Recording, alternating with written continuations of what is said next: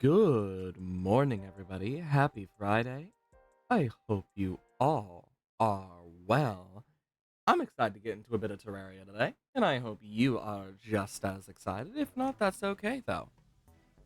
Last time we did quite a lot, like get stuck in a blood moon, because we ended off stream in a blood moon,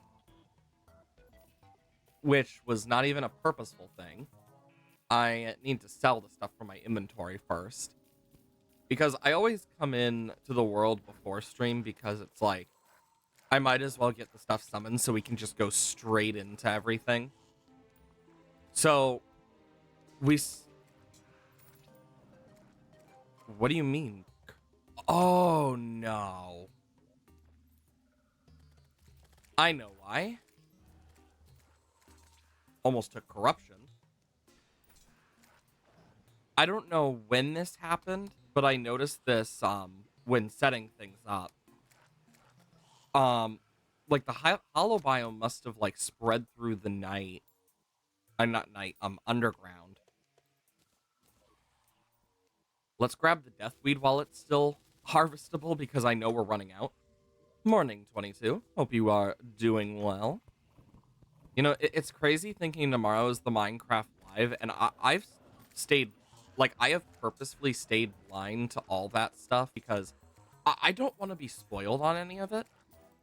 So, like, I have purposely stayed away from it because I just don't want to get spoiled on, like, what could be coming out past what I already knew from, like, early stuff with, like, the spawn eggs and whatnot.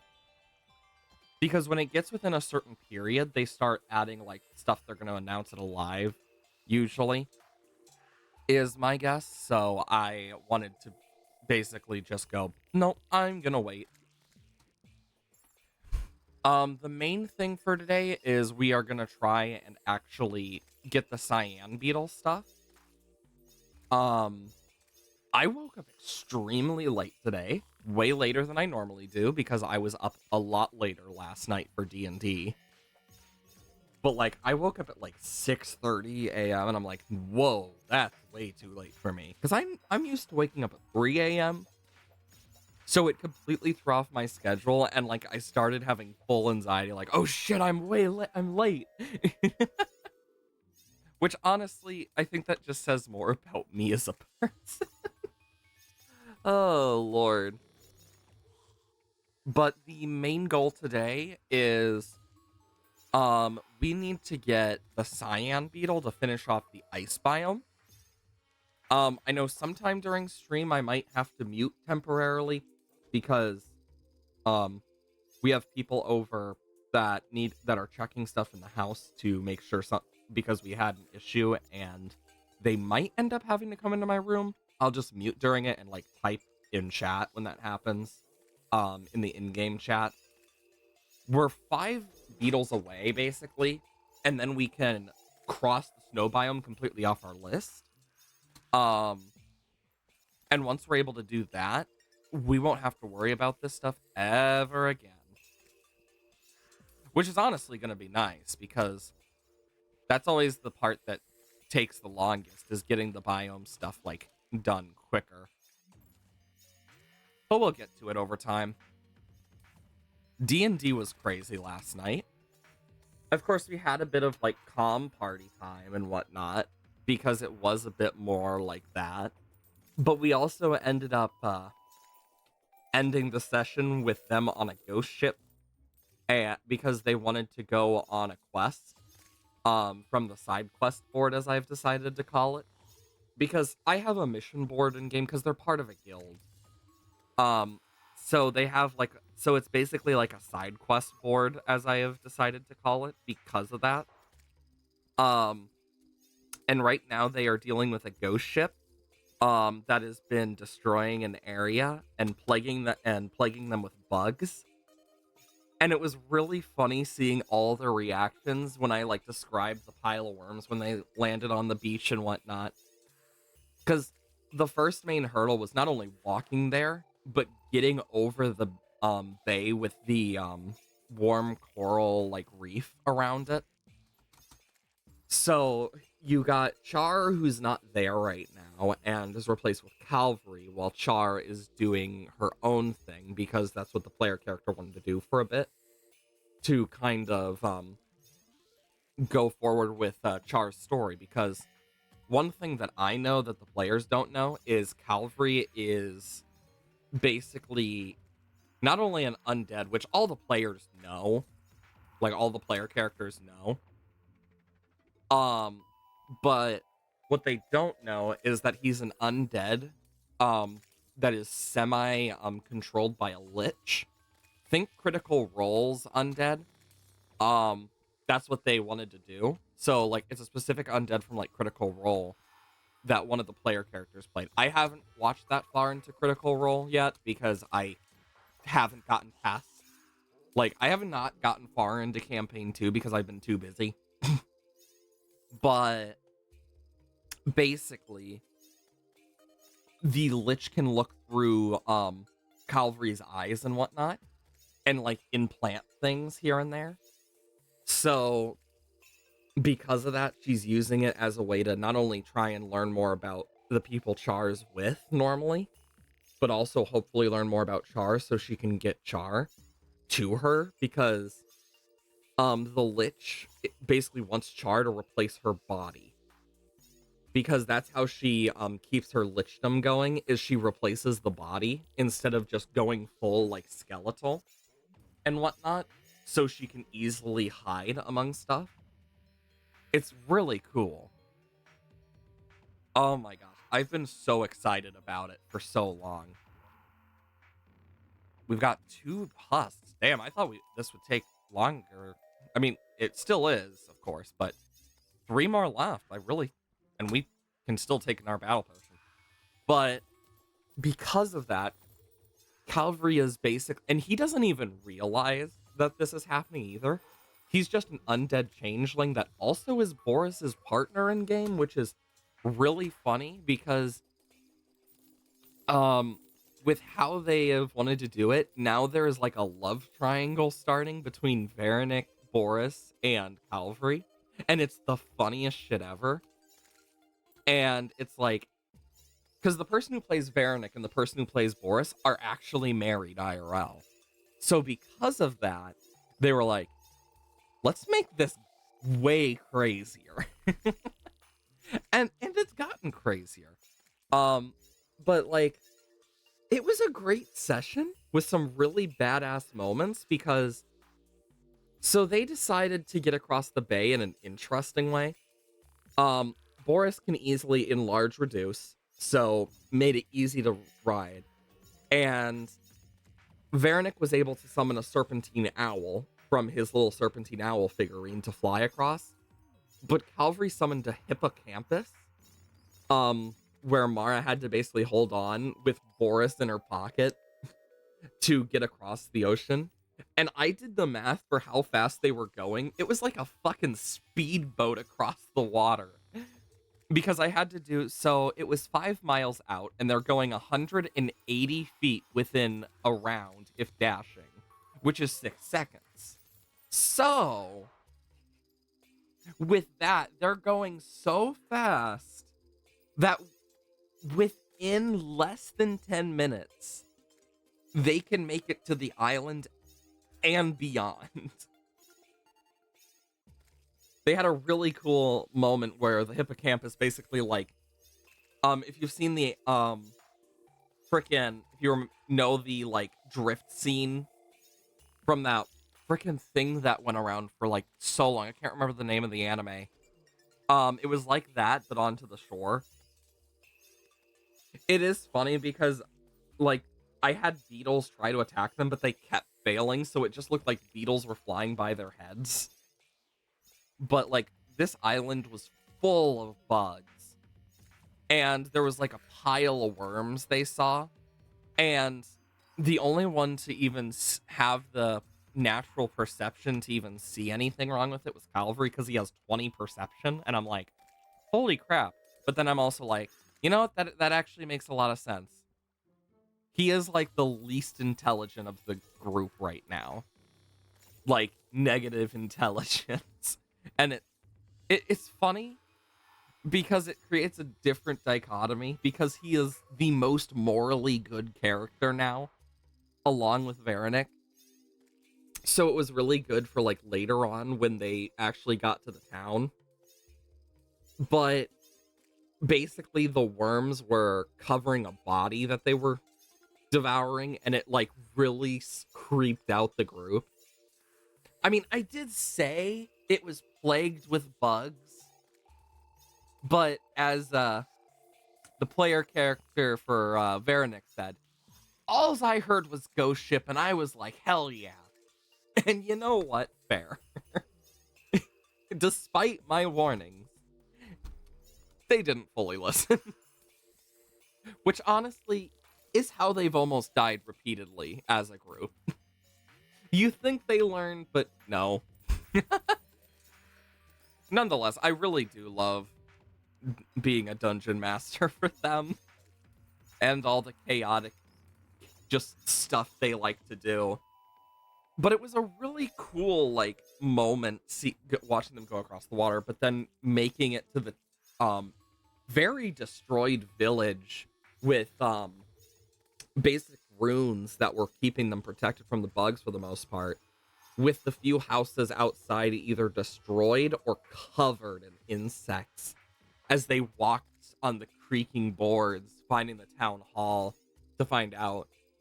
And because of how late it was into the day in game, that's when the moon started to rise and the ghost ship appeared. And I basically described this thundering storm, and I rolled to see who would get struck by lightning. The hippocampus lived on 2 HP, but everyone on top of it also got struck by lightning, as like bolts of lightning were coming down around them from the curse. And then it struck a house several times because I rolled really poorly for that poor child, and it basically eviscerated the child. And the first thing that Veranik and Calvary did was run to it, while Boris and Mara's first was, we're going after this fucking ship, we're done with this bullshit, without even seeing if anything was wrong. So Veranik and Calvary found the grieving parent who was still in shock with the mostly eviscerated teddy bear, got the parent into safety before flying back. Boris and Mara were sneaking on the ship, and then it ended with Veranik and Calvary landing with the owl with a loud onto like the moldy planks and pissing off the ghostly ship crew, completely ruining the stealth. And I'm just thinking to myself, yeah, this is about right for this group. And it's funny because Veranik put on a stealth cloak this session so he could be better at stealth, and it did nothing. So in all of the possibilities, he still fucked up the stealth somehow with the Cloak of Elven Kind on. Because he switched his Cloak of Protection for Cloak of Elven Kind with Boris, because Boris has +9 to his stealth already, and was like, I don't think I need the extra, and I'd like the extra AC since I have like 14 AC. And it was like, oh god. Because next session's gonna start off with the ghost ship and like some crazy stuff. But depending on things, we might end up having people watching the next session like in person. So it's just gonna be, oh wow, I thought this would be so much, oh dear god.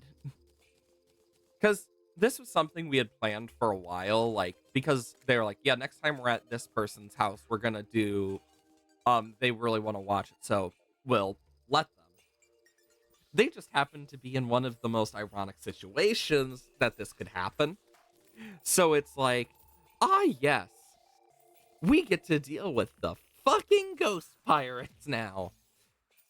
And like, oh cool, we got the Cyan Beetle banner down. That is the ice biome completed. Cyan beetle off the list. Let me just mark it off. So we have vulture, sand slime, and then the giant antlion swarmer slash charger. So let's do this. So the cyan beetle is in between spiked and undead. So right here. I'm getting good at remembering where some of these are. I'm glad I am. Because I used to suck at it. You know, I wonder how much money we've made overall just from selling items throughout this entire playthrough. Because it has to be, like, relatively high at this point. I mean, we've sold so many item types now that I honestly could totally see it being way higher than normal. Like, it's definitely in, like, several, like, I mean, we already have almost through, like, 250 plat. Like, I could totally see it being, like, full out. If we actually did all of that, we'd see something along the lines of, oh yeah, you've made like 100 some odd platinum just from selling items. Because we've also used platinum to reforge and whatnot as well. Don't mind me as I clear the hollow. And also these extra gravestones, because I'd like to keep my graveyard biome as it is. We still have yet to get the bride, but that's something we'll get eventually, it seems. Okay. Do do do do. There we go. Yeah, look at this. There's so much hollow. And see, that's where it seems to be spreading through. So that's something we'll have to take care of. Hopefully, we can clear out enough hollow that we shouldn't have to worry too much. And whoop. And take that out, because we need to get a lot of this going so we can actually get the giant antlion chargers and whatnot to spawn. That's the part that sucks about this. We actually need so much crap. Bum, ba, ba, ba, ba, bum. Oh, cool. We got the sand slime, like, so quickly. That was completely unintentional.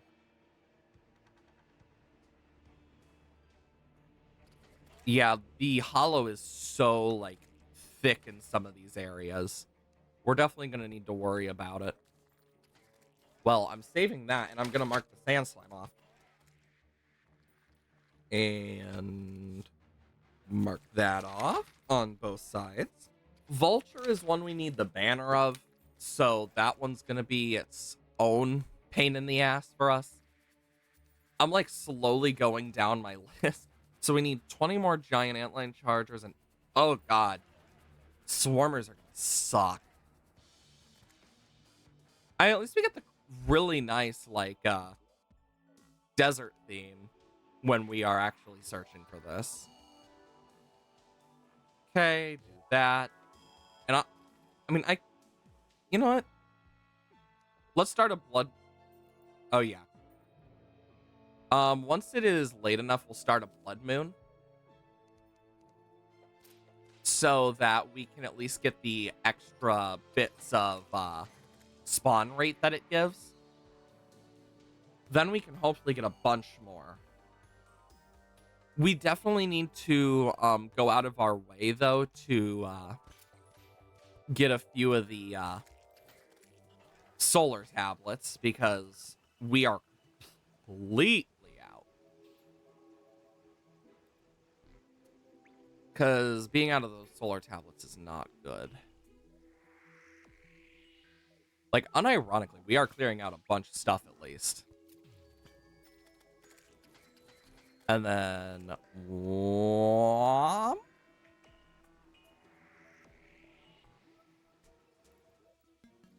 We still have a bit down there and over here.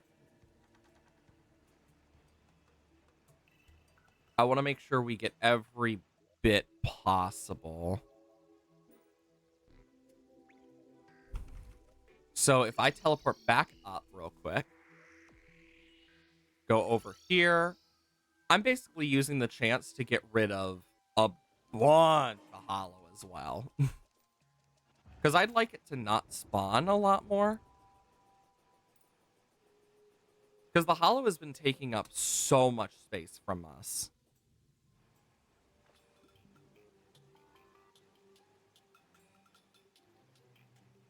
Okay, so let's see. That definitely does not take care of all of it, but at least enough of it. We're going to have to go back down into the underground desert either way, so we'll take care of that as it comes to it. But I know, in terms of like the D&D stuff, I have a full thing planned for them they don't know about with this ghost ship.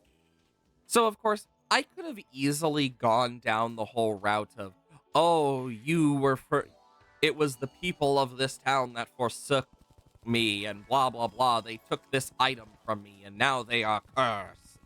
But honestly, too many tropes use it, in my opinion, for like my taste. So I'm gonna do something much worse. Because I just I really like ghost ships and pirates and whatnot. And like the actual like how pirates actually were is they were brutal. Like they would hang the intestines of people off their ships and stuff. So I'm gonna lean more into that for this because I think it's gonna be more fun. And instead of actually being because of a curse, the plan is this is their eternal goal is to cause suffering wherever they go. And then once they have and basically by killing the inhabitants of like sea towns and whatnot, they add to their ever-growing crew that can easily be replaced. And basically each death counts as like another life for each crewmate. And with the fact that 86 separate NPCs have died by this point, well, 86 known deaths.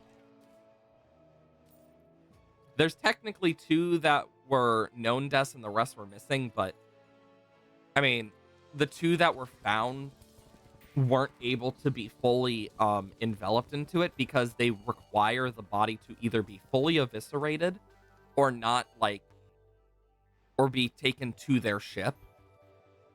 Like I have a little thing for it. And the players are going to figure that out since they pissed it off.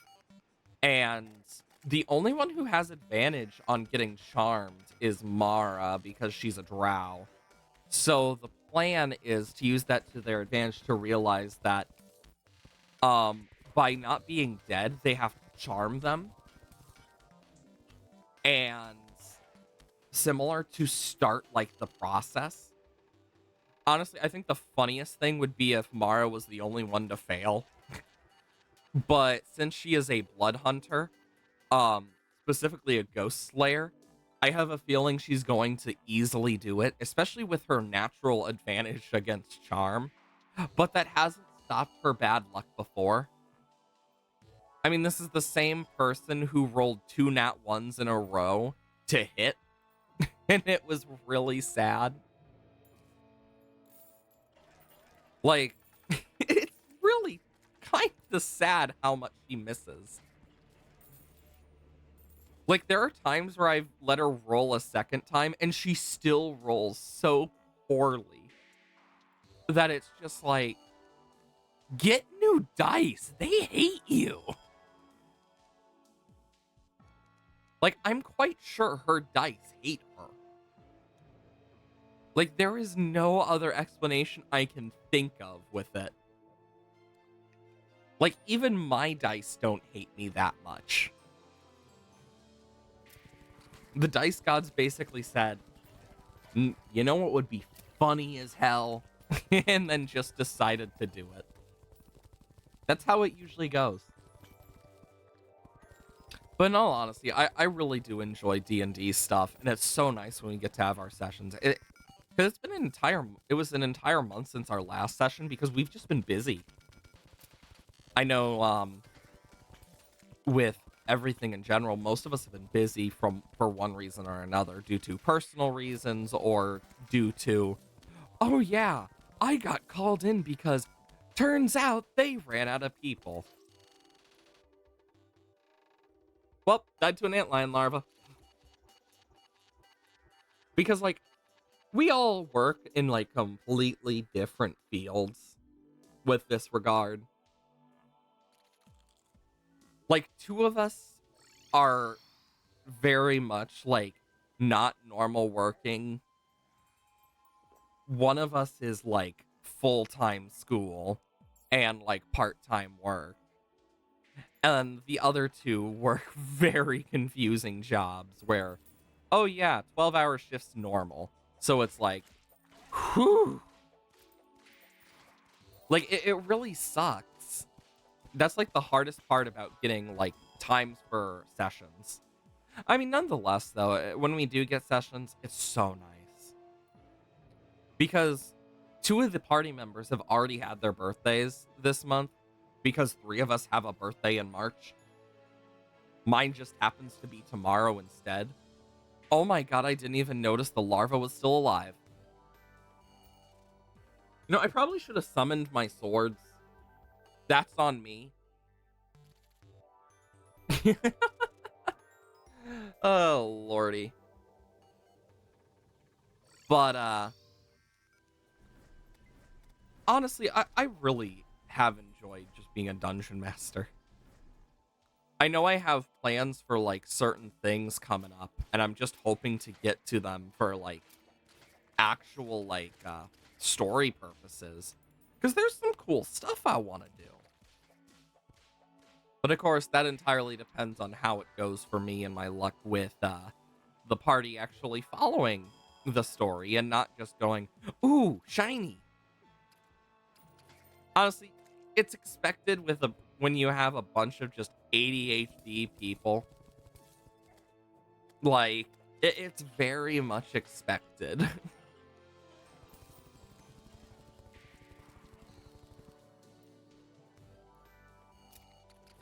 And then go down. Like, look how much hollow is taken over this place. Like, if we're to actually, like, cleanse this area, it's gonna take so damn long. We're definitely gonna need to do it probably post Moonlord for the easiest chance for us. And then down. Do do do do do do do do do do do.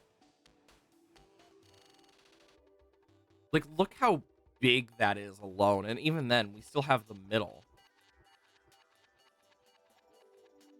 Like, Jesus Christ, we are full up on stuff. Let's see. Apparently, we've killed one. The Swarmer, not yet. I don't know enough about Swarmer spawns. I probably should have done the Swarmers and stuff in pre-hard mode. I didn't think it would be difficult, so, like, that's on me. Plus, it was not something really mentioned enough for me to think about it. Because the desert is one of those things I forget about until hard mode, usually. So that's entirely on me. I'm going down far enough so we can at least clear out more of this hollow. Because it does screw up with the spawns. And it's definitely worth fixing that issue.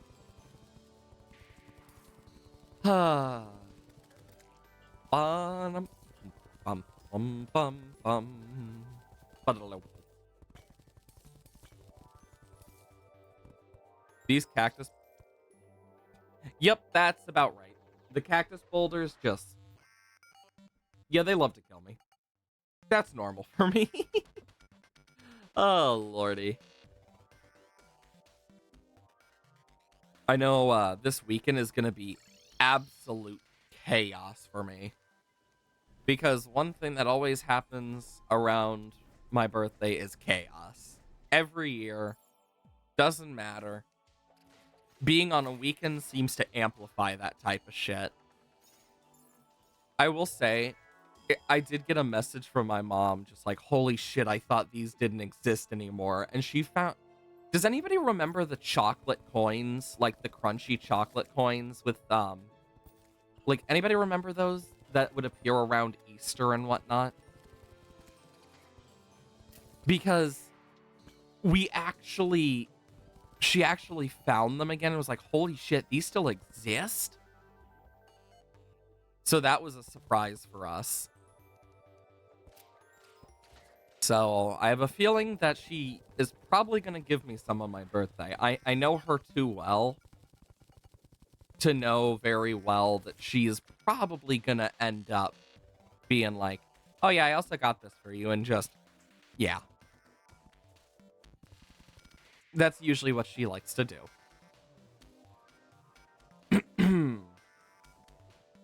I know I, of course, am still the only one who hasn't gotten sick yet from my friend group, and I'm just waiting. There is just that internal, like, waiting for it at this point. And it's like, I already know I've shown some symptoms, but I do not want to get it. That ghoul just decided to absolutely appear and fuck me over. Jesus. That was rude. That was extremely rude, ghoul. It was a rude ghoul. Like, I'm not even caring enough to put on a battle potion right now because it's like, I'd rather get this cleared out first. Because the more space we got for this stuff, the better off we're going to be. And, like, you can still hear hollowed music.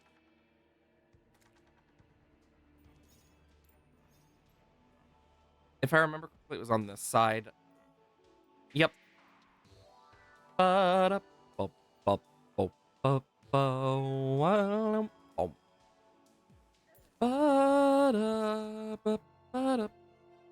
ghoul was still down there. Jesus. You know, if a ghoul remodeled a home, do you think there would be a really good remodel? Or would it be a bad remodel? Because now I kind of want to know. Because it's not just a normal ghoul. It's a dreamer ghoul. So it dreams. It thinks. Do you think it would be really into, like, the dream house type thing? Because I think it might be.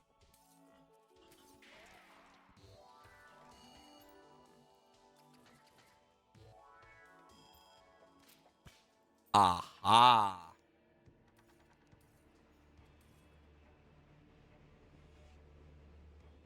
I do want to try and get rid of the hollow music, preferably. Yeah, because look at this. So I'm going to probably go about here. I want it to be kind of like edged. Because I think that's going to help. It's going to hurt a bit, but it's worth it. Do. Do.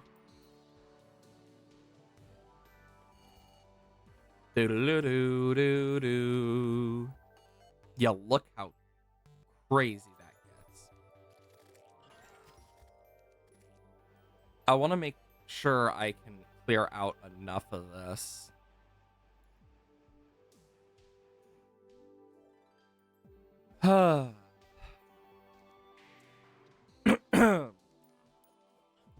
Yeah, because I do want to get rid of a bunch of hollows so we can actually get normal spawns.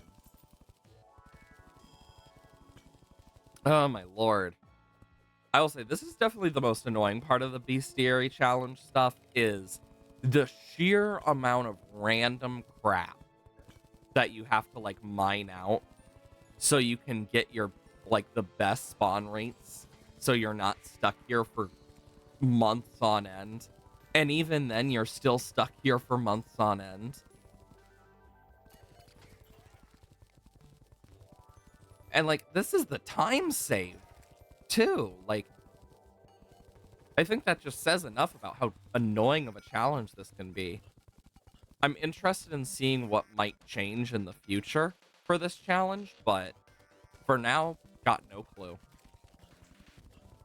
I will say, though, I am excited for the Minecraft Live, because it's like, from my guess of it, looking at how certain schedules have lined up and certain things that have been mentioned, I have a feeling the pre-show is going to involve Gemini Tay, Pearlescent Moon, Grian, Orion Sound, and then like a few other people specifically, like in person, because they were all like in the Mojang office, like quite recently.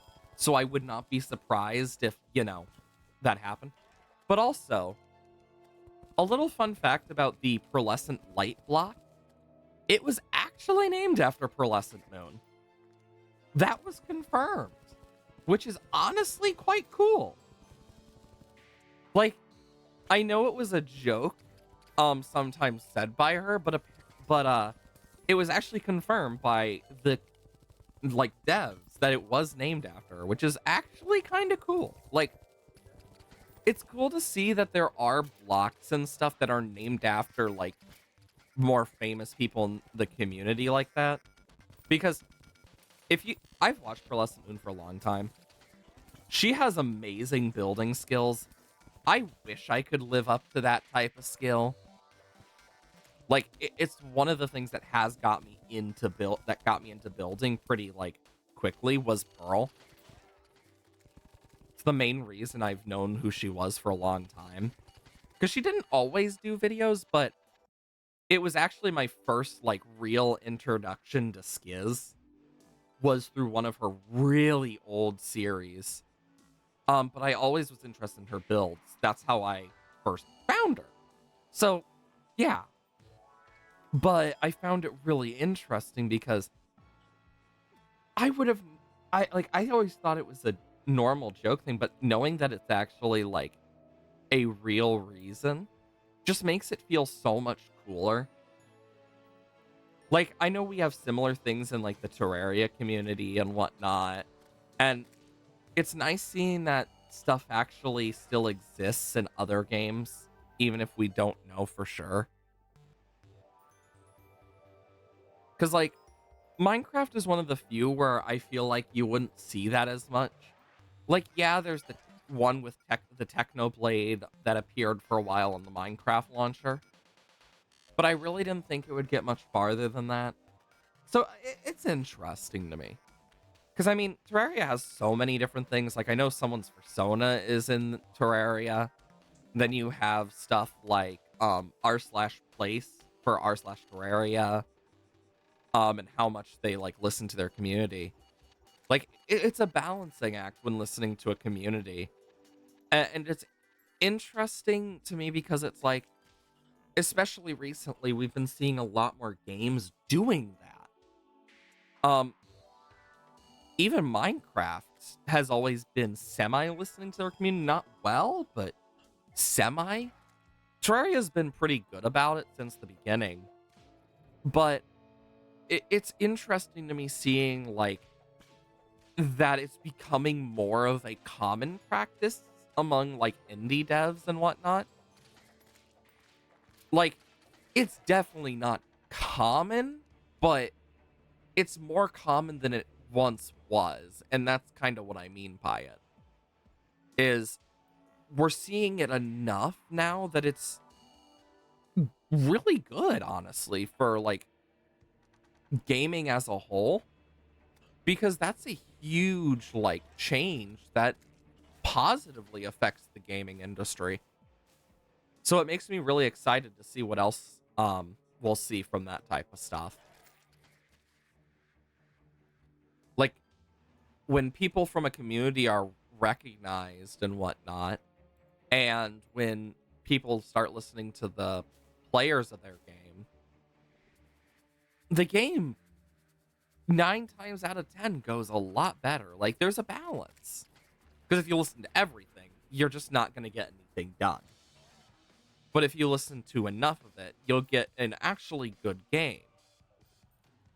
I mean, I know there was a thing on Chippy's channel about the next update that he did with Red and Hardcore. They died so quickly, they did a second run. But it was really funny because it's just when they died, the video was supposed to end. So the second run, it's going normally. Hey, make sure you take care of your hut. Just ends. It was like that type of thing, and it was really fucking funny. But we did get to see that there's a slingshot with an acorn, dart trap slime, cloud slime, dirt slime. Like, there was a lot more slime variants, and I'm just thinking to myself, if any of you remember a specific achievement, where is it located? I probably passed it a long while back. I can't remember because they did not sort it. Is it before Supreme Helper Minion? Kill Pinky. Equip every possible die slot. Gelatin World Tour. This is gonna fucking suck. Because now we have dirt and cloud slimes and shit that are coming. This is gonna fucking suck. Like, I'm so happy I 100%ed this game so long ago. Like, it makes me excited because we know they're in the final stages of, like, the update and whatnot, where they're trying to polish things and whatnot. We also know that Red put a tether thing together, like, quickly that was very, like, but that could become a world thing for multiplayer that we might see. Like, a tethered world. That would be awesome. How are we still getting hollowed music? There. But, like, it makes me excited. Because that is a lot of stuff that we just haven't had before. So seeing it actually, like, come to fruition in these types of ways, we're going to see so many new things that I'm so excited for. Because think how much, like, new stuff we'll find from it alone. Because I can only imagine, like, I am no master of this, but with the fact that if he were to do more with that tether, that could make a really, really fun map. I mean, he even admitted outright that the reason he made the dart traps line was, and I quote, "'cause I'm a dick." Which, you know what? Fair. Like, honestly, I don't know if, like, because I open Blue Sky every time I stream because I announced it on Blue Sky. So, like, I'll see, like, stuff from him on Blue Sky when opening it to get stuff ready, because that is the most common social media I actually use. That, because YouTube technically is a social media, despite just being a video platform, but I don't think anyone counts it as an actual social media except for, like, older people.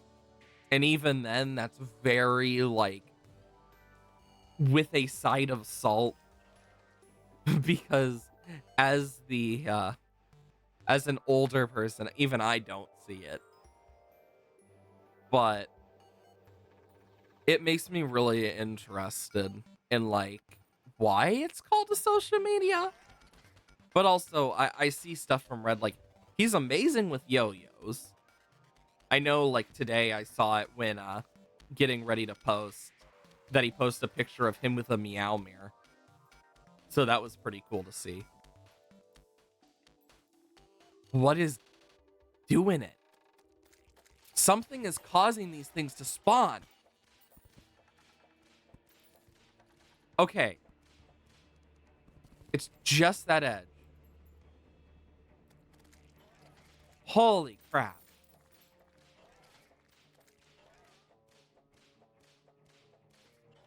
Why'd the music go quiet? Okay, it's back. I am checking this entire thing now.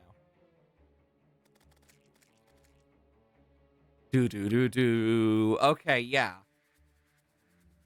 Also, something I should probably end up doing is like a big tunnel to like cut this off. And then up here, we're going to need to turn that to normal for another thing.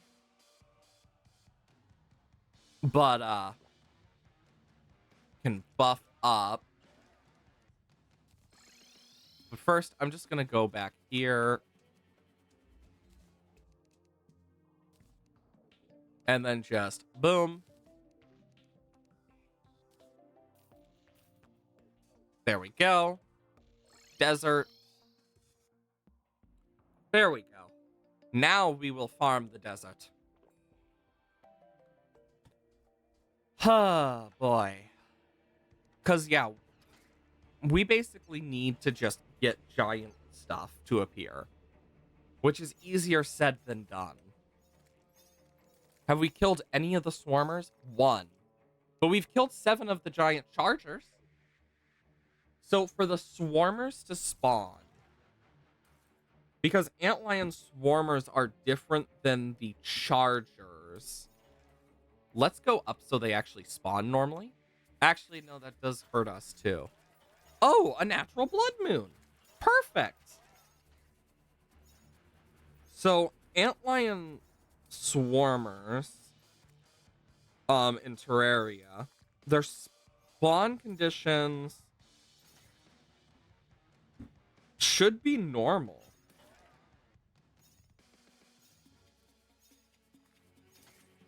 Like,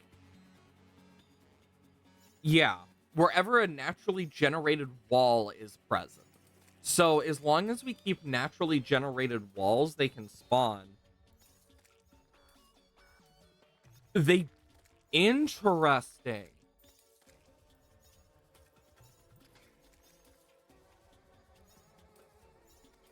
Okay, so they can also spawn on the surface deserts during sandstorms, and if there is desert walls. So, even if it's not a sandstorm, they can still spawn, but more rarely. Interesting. They can spawn on the surface wherever naturally generated desert walls are present. Destroying them will stop their spawning. They are based on adult antlions. Yeah. Specifically their late forms and whatnot. I never noticed this. When flying around, they emit a slight pulsating after image, akin to shadow armor. I never noticed that. That's cool. I like cool little trivia like that. So, as long as we keep these types of walls, we should be good. What? Oh, those are broken. So, what we need to do is we should probably clear up as well. Because, as you can see, like, this is probably a good way to get sand as well. But they need places to spawn. We're getting closer to done with this. But if we're going to get these, we need them to have loads of spawn space.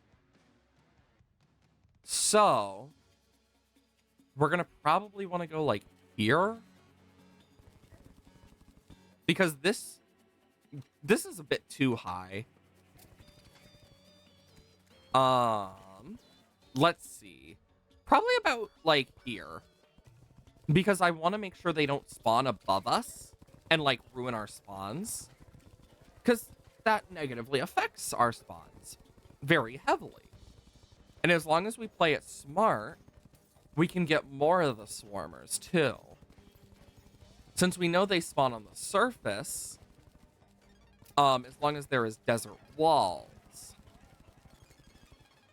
So we could try it, but because we have an NPC thing there, we'll need a shadow candle.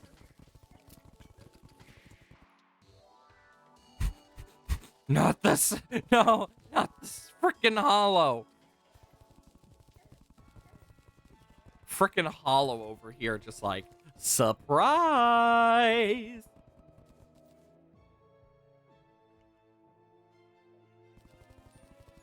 Okay, this is just like mainly sand.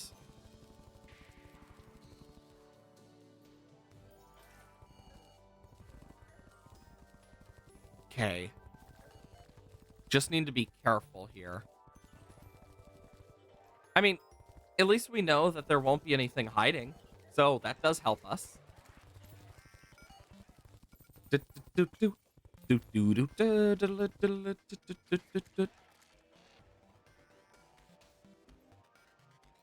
My own anxieties of that frickin' hollowed biome.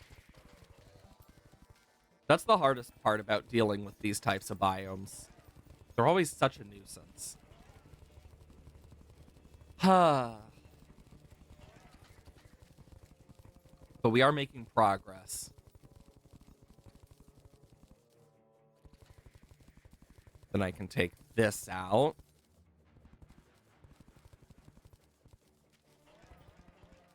Do do do do do do do do do do. I ever since this was added, I've loved this theme. There's just something about the underground desert theme ever since it was added that just really is just so damn good, and I love it so damn much. It is one of my favorite, like, themes in the game now because of that. Is it my true favorite? No, but it is definitely up there. Like, I'm trying to remember who the, oh my god. Like, I know who it is, I just can't remember his name. Who creates the music for Terraria. Oh my god. Like, I know of him and whatnot. I just can't remember his freaking name off the top of my head. But, like, makes amazing music. I don't know if it's been the same the entire time with Terraria off the top of my head. I don't know if it has or not. It might have been. It might not have been. I'd have to double check. But I know, like, this was one of the fan-submitted ones, if I remember correctly, too. Because I know several themes from the 1.4 update were from a fan contest. And were actual, like, people who loved this game and played it, fans for a long time, who just, surprise, you actually get a song in the game. So it's like, honestly, I do like those little touches in games, is like, for games like this, when you have something created by a fan of the game, that actually becomes part of it. Like, it's such a small detail that, like, you can find out about, and it means so much more to a game. Because you can tell how much love is put into it, too, even when you don't know. But when you know, it makes a lot more sense. Like, that stuff is very noticeable for, like, music and stuff, too. Like, if you're singing a song that you have more emotional connection to, you're gonna hear that emotion in it. And that's one of those things that I had to learn a lot when I did a lot of music stuff and, like, musicals, choral stuff. You need to be able to connect to those emotions. So, like, for example, one of the songs I can think of off the top of my head, and I can easily sing it, from Ragtime. Say goodbye to music, say goodbye to light. Anything I care for, take it from my sight. Let me see no future, let me hear no sound. Only darkness and pain, the anger and pain, the blood and the pain, they buried my heart in the ground, in the ground.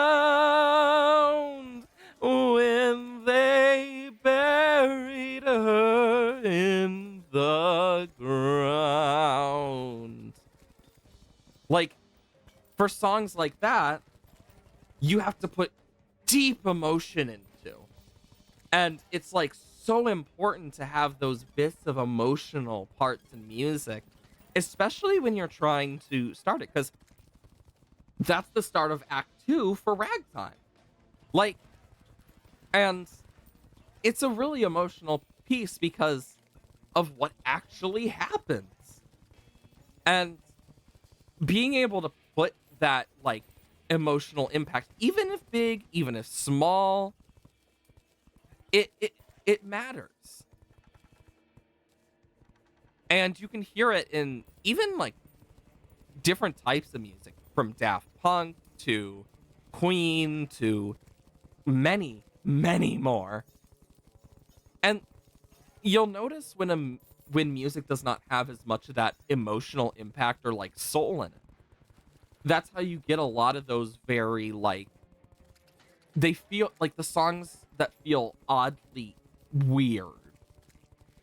And it's very useful to prey upon that ability for stuff like horror games as well, to make songs with like feelings of uneasiness. But you can also use that in the opposite way by instilling that anxiety by using those weird like chords and emotional aspects. For example, one I can think of is, a lot of people think of the Poltergeist theme.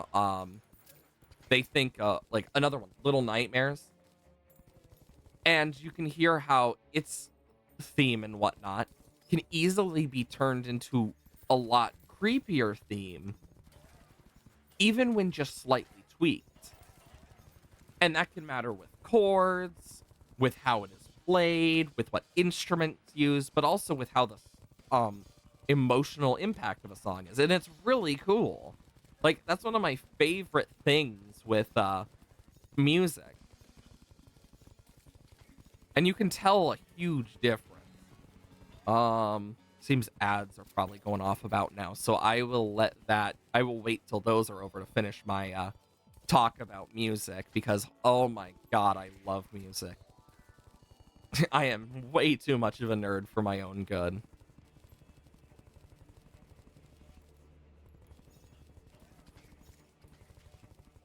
Uh,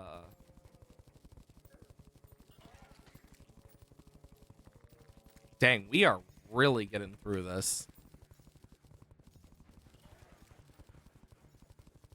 Do do do do do do do do do do do do. Because like, I've seen songs that have so much like non-emotion in it that like it's noticeable. Oh my god, I'm one of those people who now, like, after doing it for so long, I can hear those differences so much easier than most people. Oh my lord. It annoys the hell out of me. Let me just come here and just sell. Doon, doon.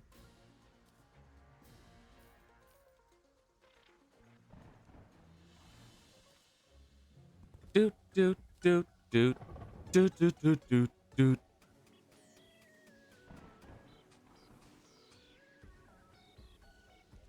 Bup, bup, bup, bup, bup. And then we can go back down pretty easily, at least. Um, Once the ads are over, I'll continue the music talk, but oh my gosh, I love it.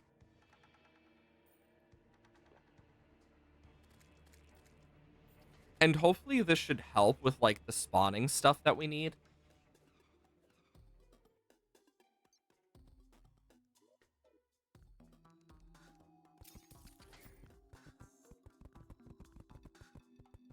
How is it counting this as a normal cave?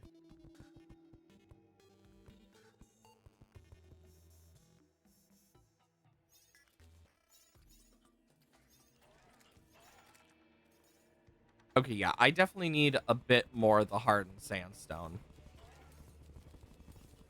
I'm gonna clear out a layer here just for this alone. Also, we should check. 42, still 9.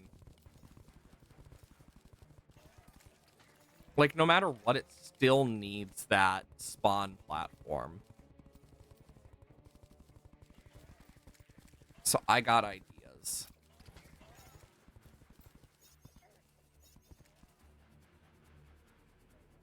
First, I'm going to do this so I don't get affected by that. Doom, doom, doom,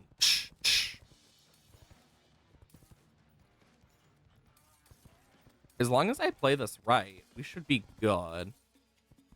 And if I fill up with sand, it should make this like a more spawnable layer, is my hope.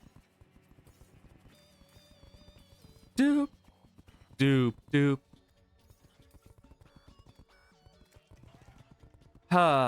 Okay. So the ad should be over about now, hopefully. So with the music stuff I was talking about before ads hit, I can finish that now. So the heart of music is emotion, and like it is an art of its own. And being able to tell the difference with that stuff, it's taken me so damn long. Like, I definitely can tell the difference way easier than like someone who is not done it for years at a time like me. But even then, if you pay enough attention, you'll notice it when someone's singing a song. Like, a lot of times in karaoke, you'll see people who just cannot get the emotion into a song, and it's like, it makes it feel a lot worse as a song comparatively to when you hear it from a like more professional singer or someone who understands the emotional input of a song. And then there's some people who are just so damn tone deaf, it's like, oh dear lord, my ears. I know people like that. It hurts every time. I knew someone who was so badly tone deaf. Oh my lord.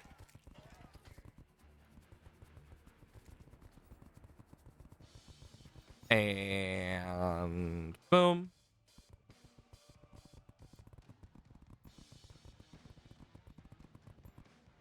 There we go.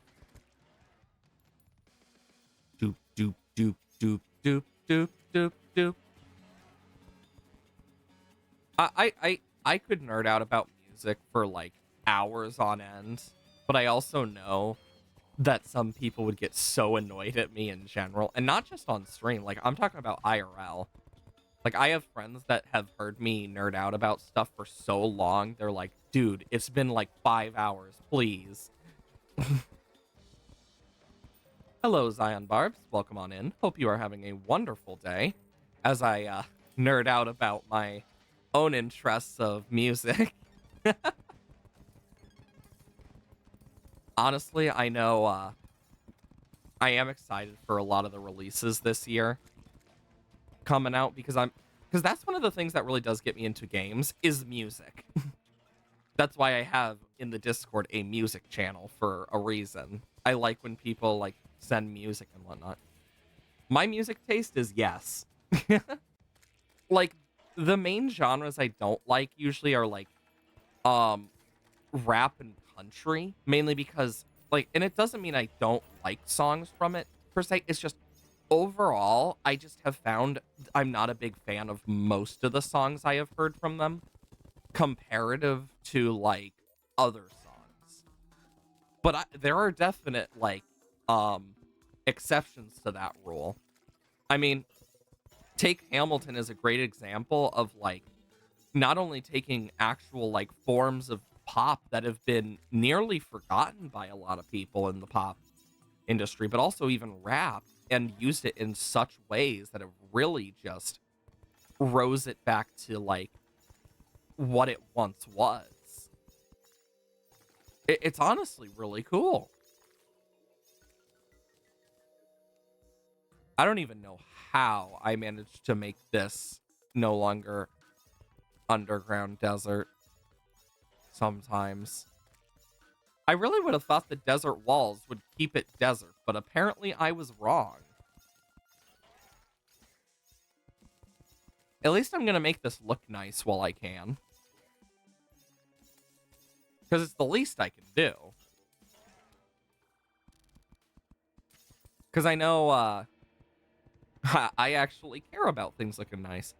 I mean, I've done music for so damn long in my life. I probably have a bit of a problem, but that's besides the point. I mean, I've lost track of how many, like, songs I've had to do, from Cantate Domino to Ave Maria, and I'm talking about, like, the difficult one, the Dure Maria. Like, I am not warmed up enough to, like, hit the note, because I usually did tenor 2, which is, like, high part for guys, but not as high as tenor 1, but I could hit tenor 1 if need be. I usually did tenor 2 because I just had issues switching between the two sometimes. Jeez, this is not enough? Damn. At this point, I'm just gonna do this. Really listen to rap and other fast-paced songs and rub your ears the wrong way. Yeah, like, there's just some that just don't work as well as others. Like, there's definitely fast-paced songs I like. I mean, if I said I didn't like any, that would just be a complete lie, because I have loved certain fast-paced songs. But of course, it comes with its own caveat and whatnot. That, yeah, that stuff just be that way sometimes. I personally have fallen in love with a lot of the more, like, when it comes to fast-paced songs, I really like some of the fast-paced songs. Like, I'm gonna do this, I think.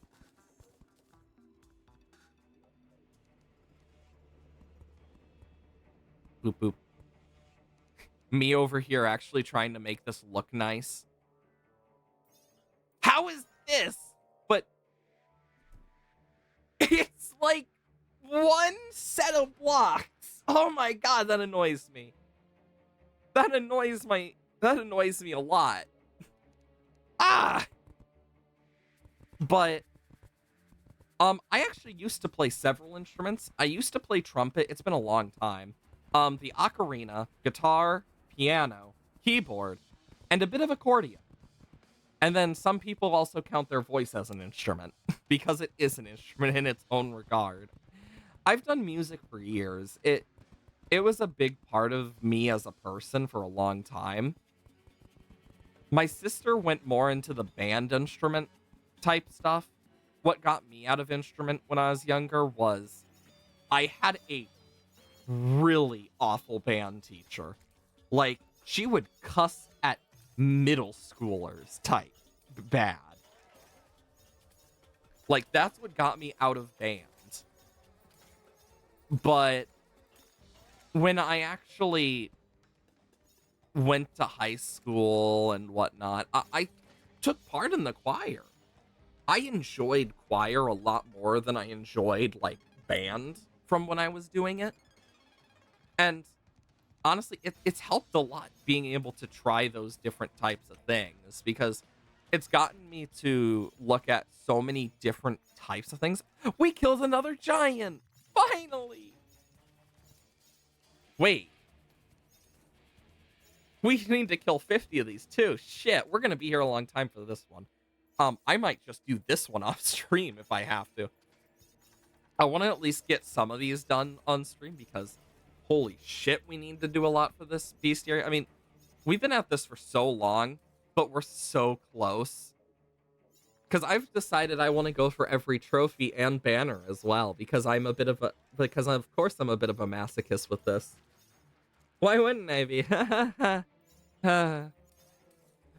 But yeah, I've done music for so long in my life now that it's just part of it.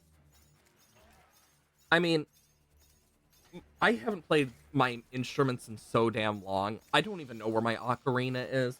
I know my trumpet is in my is with my sister because she wanted to learn trumpet and I taught her a bit. Like, my sister wants to try so many different instruments. She's way ahead of me in that regard. She knows piano, drums, cymbals. Like, she is a percussionist. But she also knows trumpet, violin, saxophone. Like, Terraria completionist. Oh yeah, 100%. You just play guitar though. Honestly, guitar is a really nice instrument. I haven't tuned my guitar, much less replaced the strings because I keep forgetting. And the guitar is like, this guitar is like, God knows how old now. I got it like, oh my God. It's over 10 years old. I know that. It's just, I got, and I know it's like not even with me anymore because I just keep, because I completely forgot it existed for so long because I got so busy with other stuff. But yeah, like, when it comes to Terraria completion, I've already done the achievements. I've done so many different things throughout my time. And just on Steam alone, with Terraria is over 1,000 hours. It is my highest played game. That's also not counting console, mobile, Tmod loader, offline. Like, I've played way too much Terraria for my own good.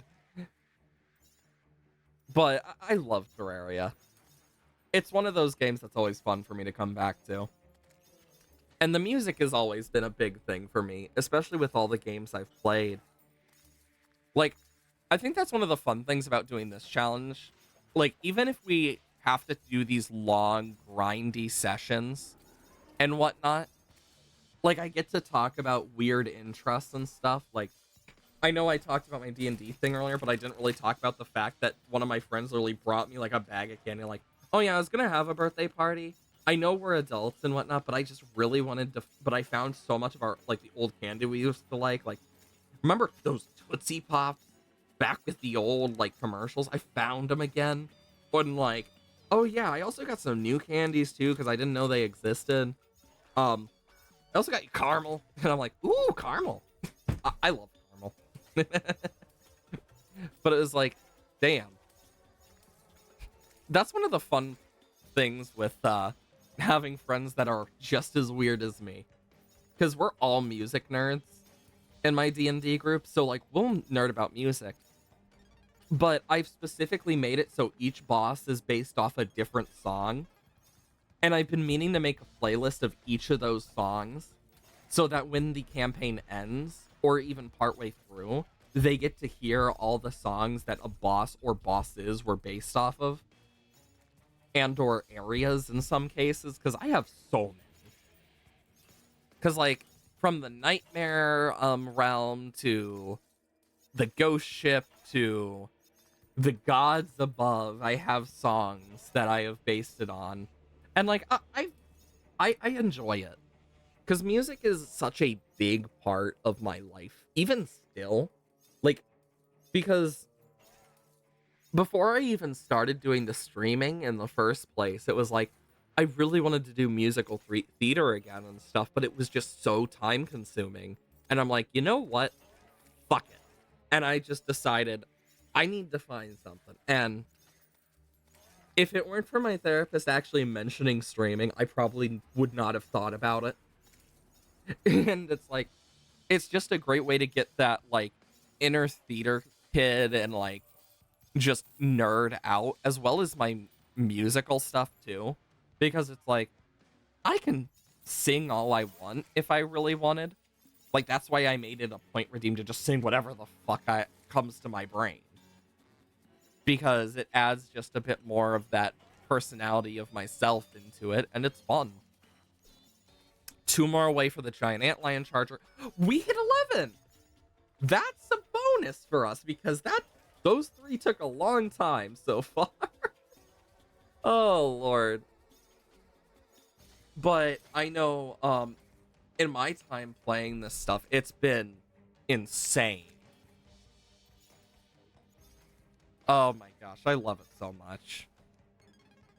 Terraria is just such a fun thing to play. Just got back. Internet was being shitty. Oh, I was nerding out. I basically went on a full nerd thing about how I do my D&D stuff and I make each boss based off a music track that I listen to. And like I've done this stuff for years. And I know what it's like to have shitty internet. I live in the country. So I have the rural shit. It sucks.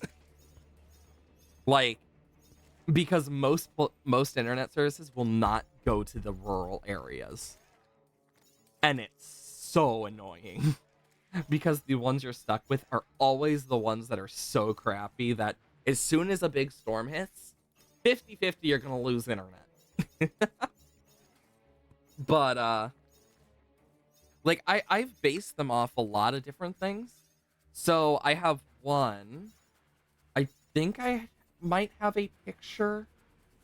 You live in the Providences too. I live in rural America, so it's just, oh boy. Because 50-50, like the internet cables go through the ground. But it doesn't mean it works well. But I know for me, like I have so many bosses I've done. Do I have a picture on my computer that I can show of it? I'm gonna check this real quick. I do have this picture of Char, which is one of the player characters. Honestly, this is one that the player character made of her character, and honestly, so sick. Um, but also there is another boss. I thought I had it in here. I know it's probably on my laptop then. I have so many like bosses I have made. Like I know I have like my sketchbook literally right like in next to my bed with like so many things from bosses, from the Matron of Fear to different fear creatures to a god, Quetzalcoatl's, cultists and whatnot. Like I design all of them just for the fun of it, but I always put music to like each like group or boss because there's just something about it that always just is so inspiring. Like that's one of the best parts about it. When you can actually get inspired by those types of music just to make some of the craziest, most disgusting like bosses.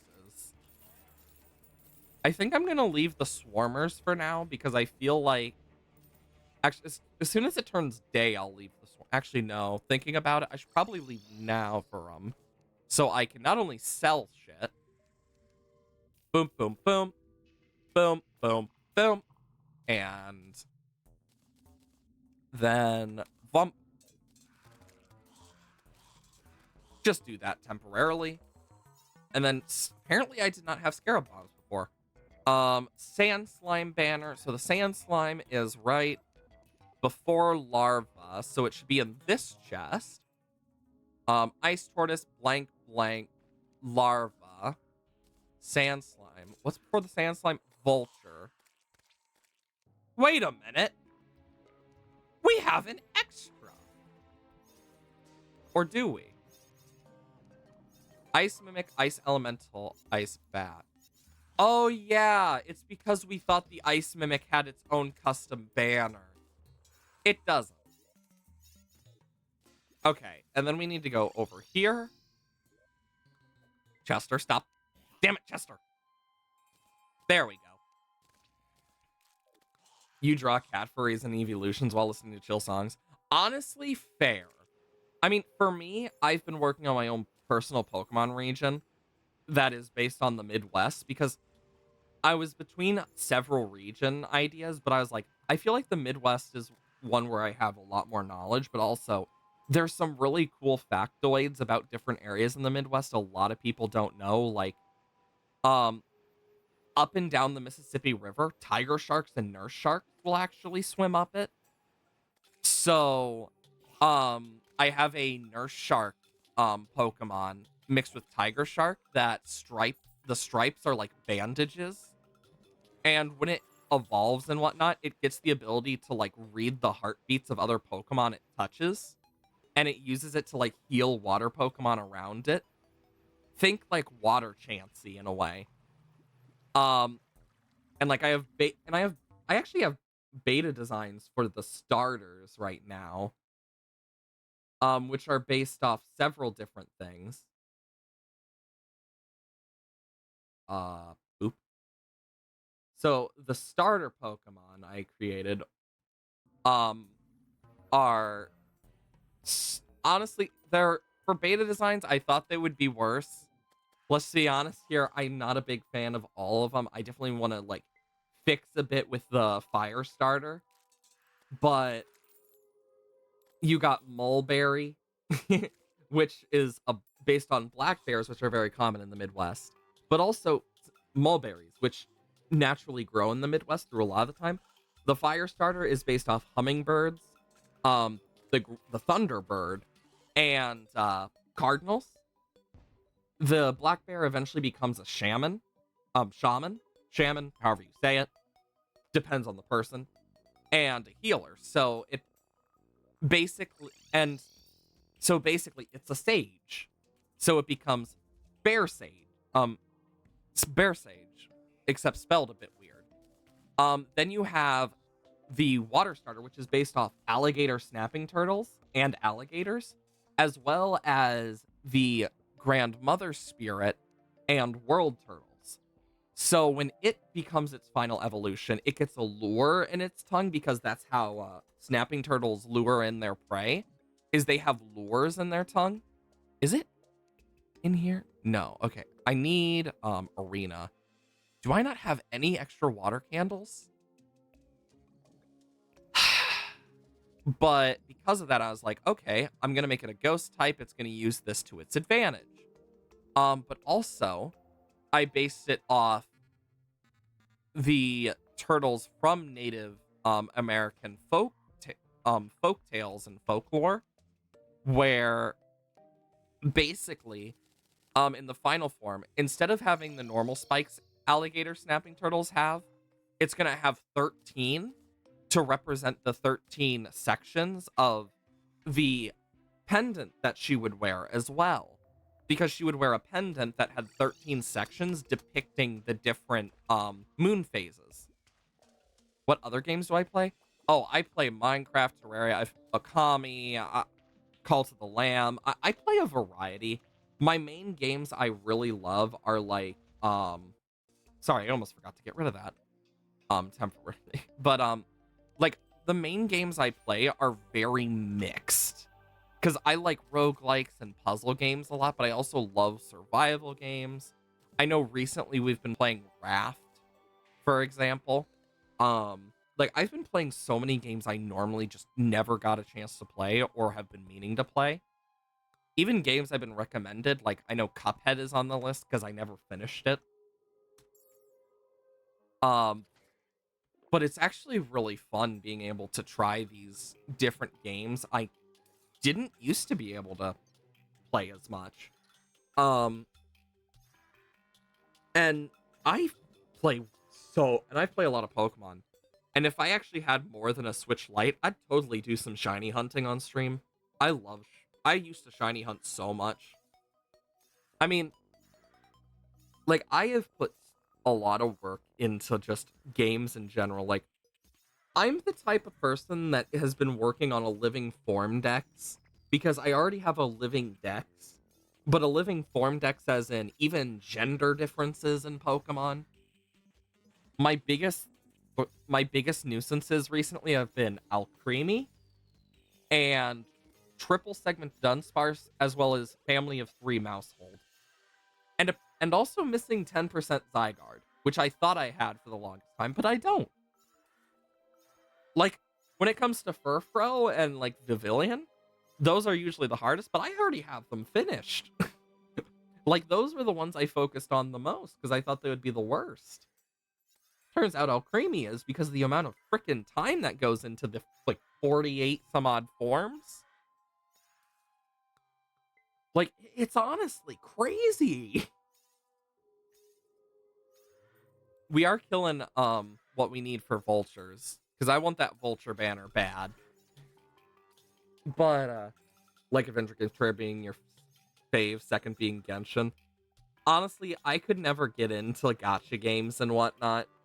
It's just one of those things that's like, whenever, like, the closest to a gacha game I've really gotten into, in quotations, would be more recently getting back into Plants vs. Zombies 2.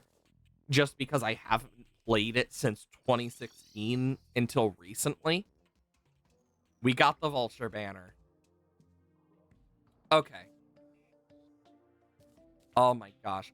The fact that I'm going to have to resort those is going to be so annoying because I will take the time to do it off stream. I know I will. I've done it 3 times. This will be the 3rd time I have done it. Okay, so next on the list, now that I can mark that off,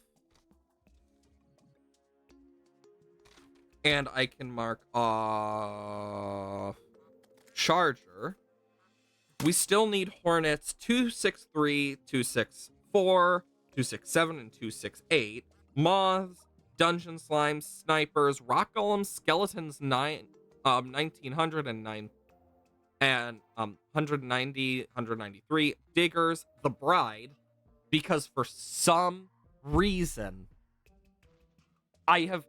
Okay, this has annoyed me so much because we have killed 21 grooms, but 9 brides. We have been one off the bride for so damn long that it's disgusting. Like, oh my lord. We do need granite elemental, so let's actually clear that out. And do some jungle stuff as well, because I believe if we go here, yeah, there's a granite biome there and there. Let's try and do the granite biome while we can. And then we can work a bit on the jungle as well.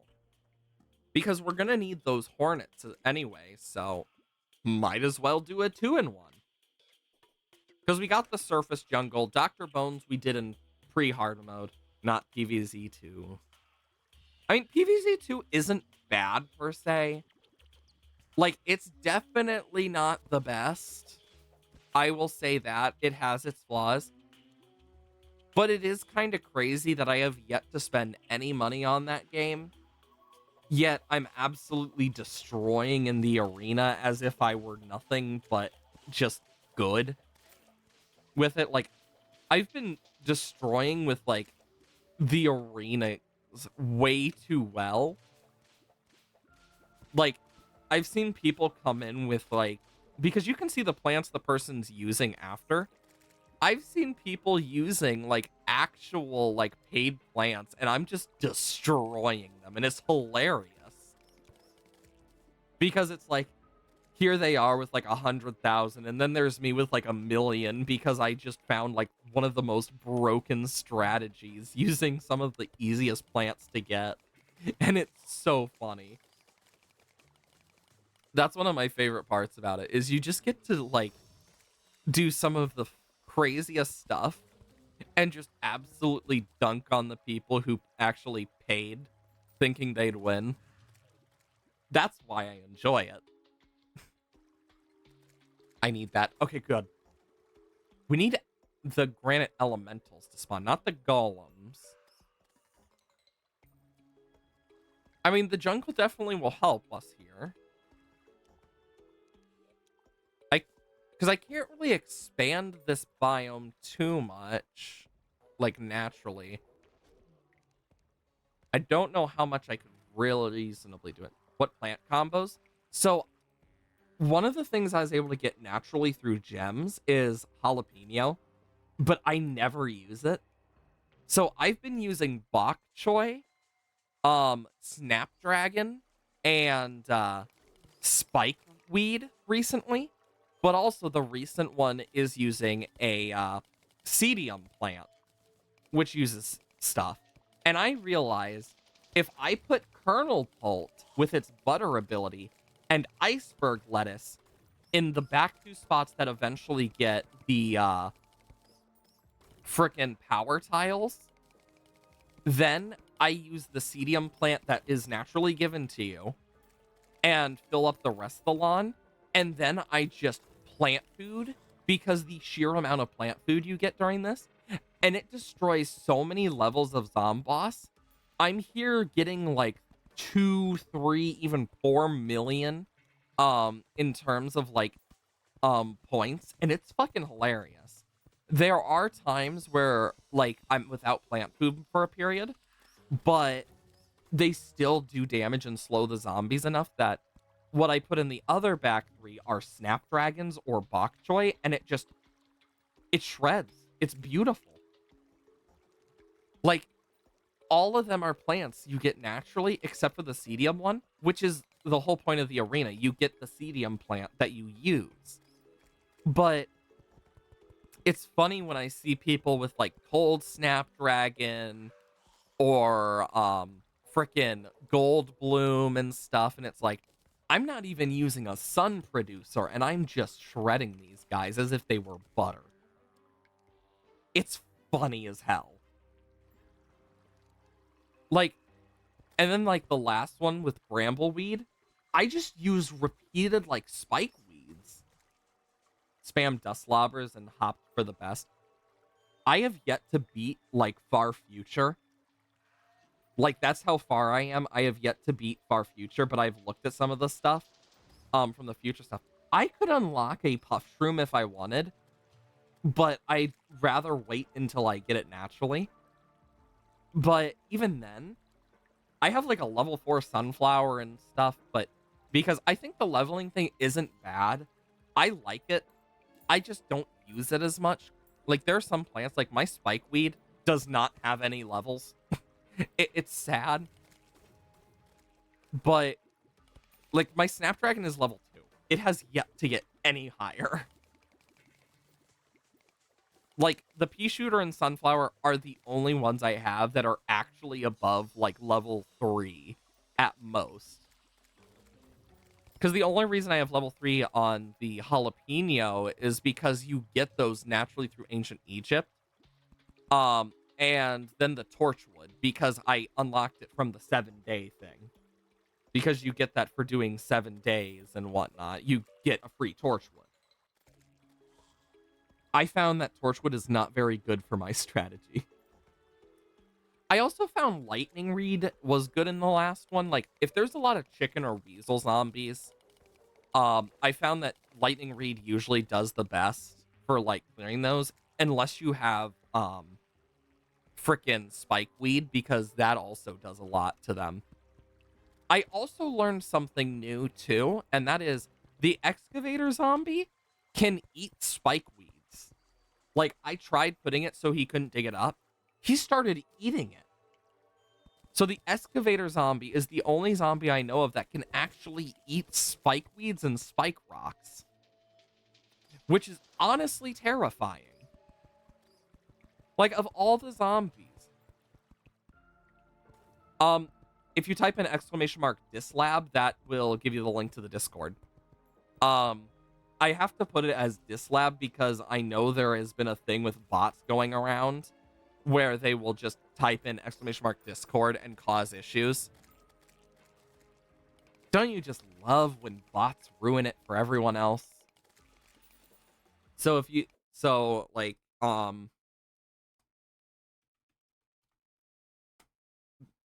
there we go. Yeah, because because it's a literal link. It's really nice to have.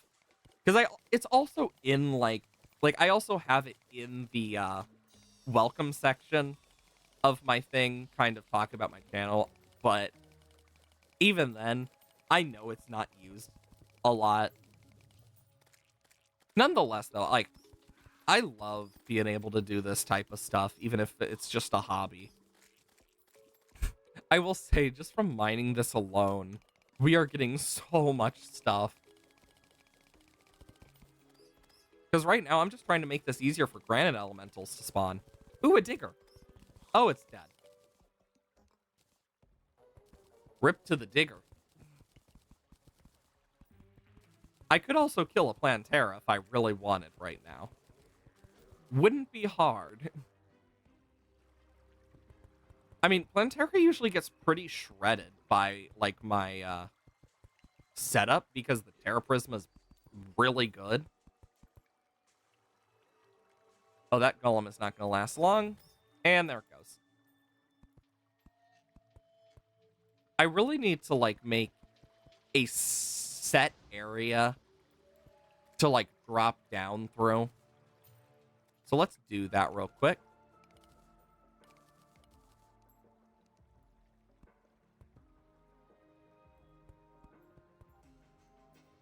I'm getting good at being able to just do that behind my thing.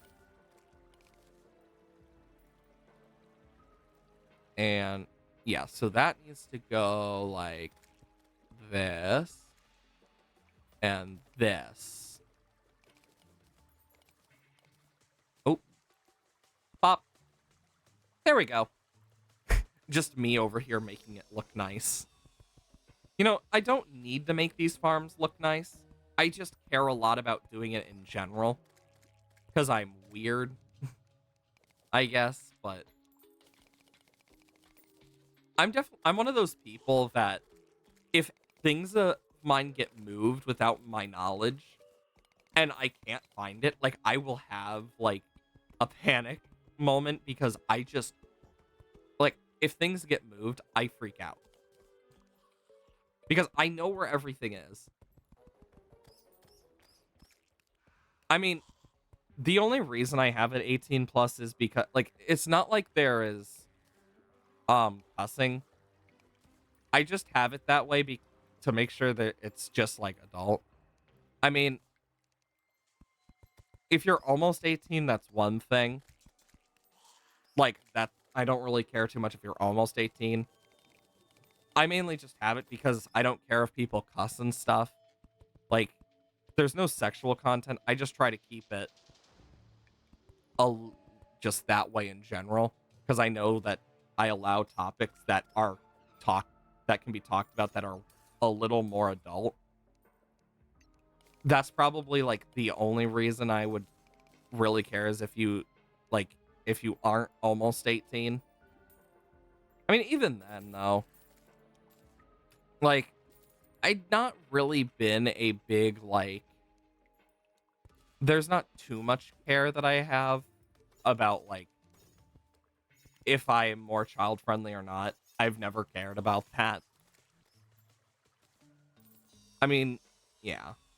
Good to know. Yeah, because I'm usually pretty good about it. Because it's funny because I actually cuss more on stream than I do naturally IRL. And I don't know why. It is ironic because IRL, I don't cuss a lot, but I'll make like dirty and dark jokes sometimes because that's just how me and my friends are. But even then, it's so limited that it's like, sometimes it comes through on stream, other times it doesn't. My friends and I are just weird in that way, where we will just talk about some of the craziest shit. Because I know for me, it's like, I've been doing this for long enough that I understand more and more as I do it. We have yet to get that Granite Elemental banner, but we are getting close. Also, why do they drop spaghetti? That is one thing I have yet to understand. Like, oop, 263 is gone. It's always nice when you get to mark off something new. Moth-wise, we're at 5. That's pretty good. I believe you need 25 for the moth. So, yay. I mean, we are getting mimics and other stuff too. Like, we just don't use a lot. Might try to post some Terraria builds and artworks. That's cool. Like, that's why I have, like, the art stuff and, like, the screenshot stuff is so people can share things like artwork, builds, and whatnot. Because I think it's really cool seeing, like, the creative side of people, because I know, especially, like, when I was in school, it's not a big thing they cared about. I usually got in trouble for drawing on stuff because I would just draw on stuff to try and keep myself from, like, shaking my leg, because I have to constantly be doing something with my body. Like, so when I'm speaking like this, I'm a very physical speaker. And if I had like a 3D model that like had hand tracking, you would see that a lot more. Especially with like head tracking. You would see how much I actually move. Because I move a lot. And that's something that I've always done. But it means that I always am like doing something crazy with my movements. It does mean that I'm more interesting of a public speaker when I'm doing public speaking, even if I don't like public speaking as much. Because people are more likely to stay engaged when you're actually like having more movements, because that's just something that happens. There's a lot of psychology behind that that I just find really cool. It's like I took psychology stuff in college and whatnot. Like, it's all right. But I am definitely no expert, but I know enough that I at least can help people, and that's what matters to me. I just realized this whole time I completely forgot to plug in my phone, and it's literally almost dead.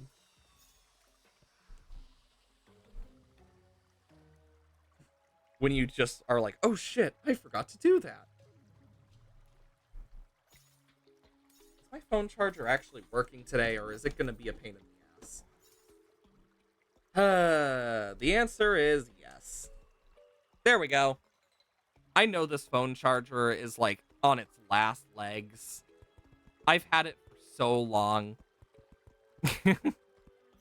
but I have been milking its last energy out. Oh lord. Damn skeleton merchant.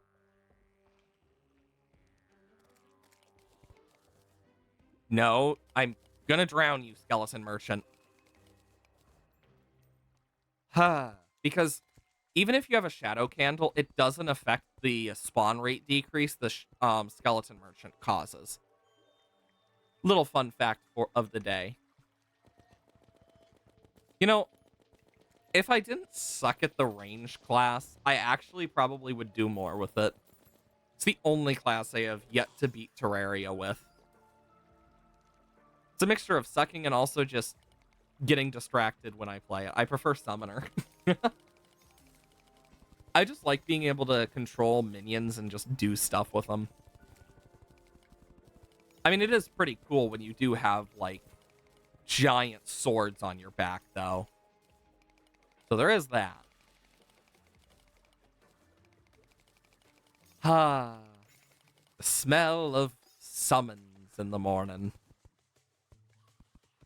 I will say, it is nice when you get to have your window open because it's, like, not rainy, it's not too windy, and it's, like, the perfect spring weather.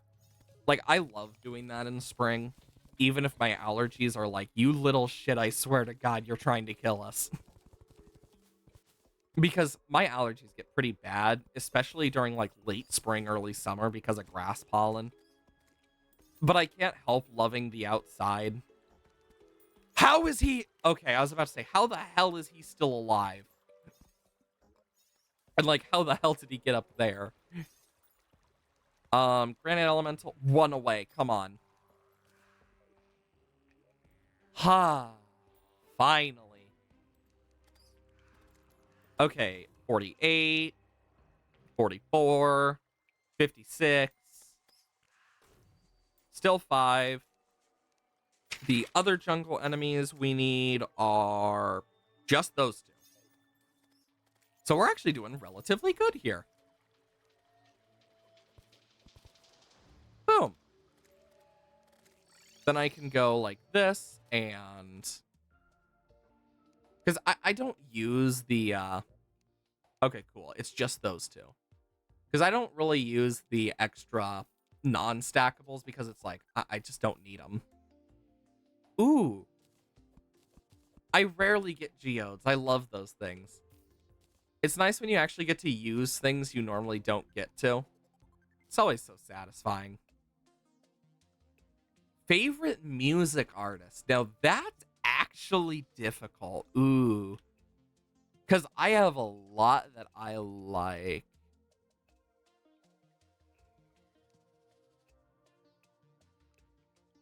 I would say, though, thinking about it, some of my favorites definitely fall into the category of I like a lot of different types, but choosing one while difficult, I would have to say probably, and this is a big probably. Where have I been putting doors? Oh. Where have I been putting doors? Oh, like literally. I would say one of my favorites is Christopher Larkin, but overall, it really depends.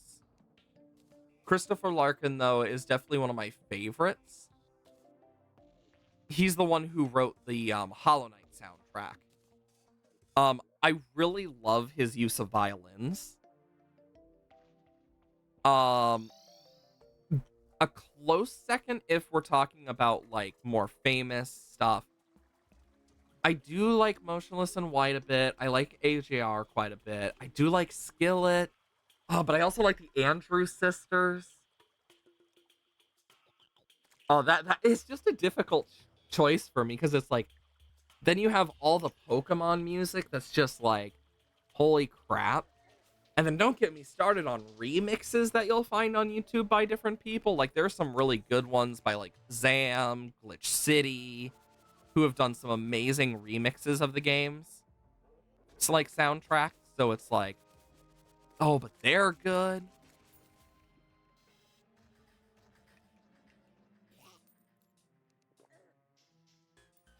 Dooba dooba dooba boo. Do do do do do do. Do do do do do do do do do.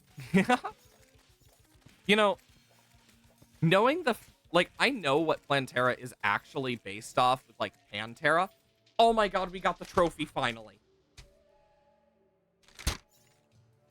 Oh my god, the amount of excitement I just got.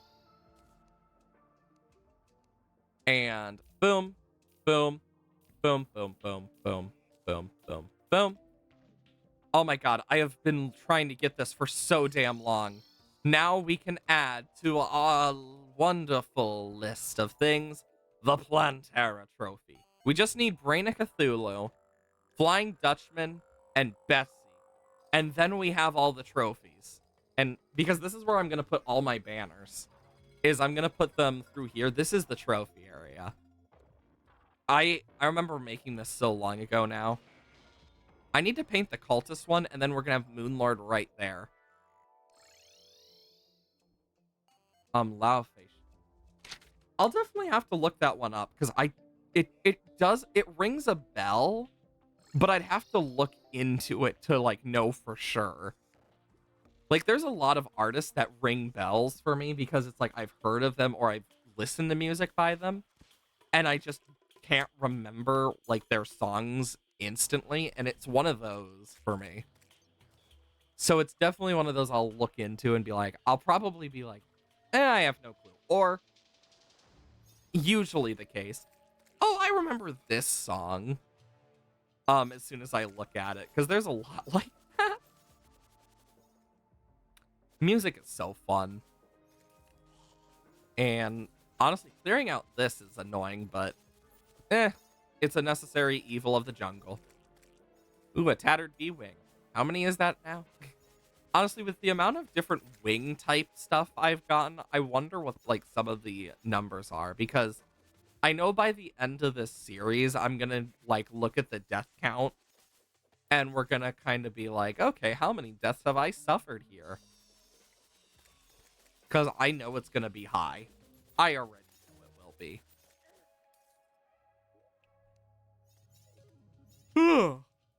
God. We've gotten lilac.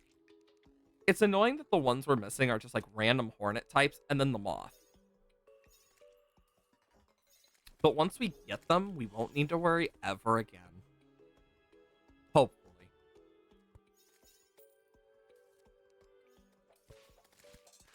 There we go.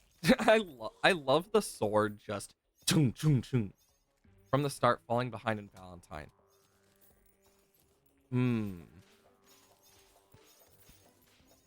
I'm definitely gonna need to look into that. Because now it's like, I need to know if it's someone I know or not, and I definitely will look into it. One of the things that I recently have been listening to, is like, I listen to podcasts while working and whatnot, but I recently, like, I've always mentioned listening to like the Imp and Skiz podcast and stuff, but recently I've been listening to this Pokemon podcast I found, and them talking about what the possible future for Pokemon could be, especially now with the ZA, because even from like the beginning, like trailer stuff we saw, it's a lot more stylized than Scarvy. So we might be seeing, with how everything related to How World went, and them trying to do something making it more popular, it's possible we'll as since they were unable to truly like stop it, we might see them actually start trying and possibly see a renaissance like other games, or the collapse of it, whichever happens first. But it's really interesting being able to see them talk about like possibilities and stuff, and like, because I used to do VGC back in the day. Back in my day. Which was fun, but it's changed so much since I last played. Like, because I stopped playing around Megas, so it's like, now it's like, oh god, they're back. Because that's one of the things I always disliked about Megas, is it wasn't only given to Pokemon that needed it, and it broke the meta so bad. And then don't get me started on the Weather Wars of Gen 6. Oh god, the Weather Wars. That's what truly, like, got me out of it. I'm like, nope. I mean, even then, I've played so many different things. Because there's so many, like, I'll listen to game music so often. Just posted a favorite build to screenshots and pics. Nice. I mean, you could argue putting it in art as well, since building it in, especially in games like this, is a form of art. So, like, there is an argument to be made for that as well. Oh, another moth died. We see that butterfly dust. But, one of the things I did, like, I love building in these games. Like, if I look at the map of this world is crazy. I still need a hollowed pylon, funnily enough. Holy shit. Yeah, I'll need to take care of that. But you can even see, like, I love how this looks on the map with the, like, shimmer stuff going down. It is a shame that shimmer isn't that color normally on the map, but I remember, like, next week when I do Minecraft, it will be, I'm trying to remember. I think it will be all the mods, but I might be wrong. It might actually be vanilla, because I switch them every other week. I'd have to double check. But like in my vanilla world, I've been building, like things for around the farm and whatnot. Like, Minecraft has been one of those things I love to build in. Like, I know that on like the VOD channel, like there's definitely VODs of relating to me actually working on the creative project a bit that I ended a while back but might go back to, relating to the botanical garden. Because with the new update with all the leaf litter, with all the leaves, the whole point of it was to get better at doing natural landscapes and natural like flora. Like that's why I started that whole idea in the first place. And I've come a long way.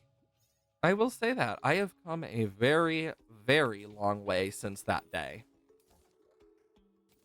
For good and for bad. Because, I mean, that's also where we got the whole thing of, ah, yes, as you do, the good old fires of hell being held back by a simple air conditioner. Because that came from that. Oh, thanks for the follows, Ian. Welcome on into the labyrinth, and I hope you enjoy your stay.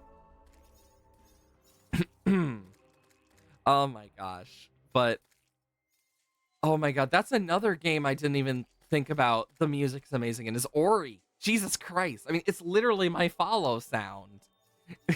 I mean, you got my subscriber sound, which is the roar from Hollow Knight.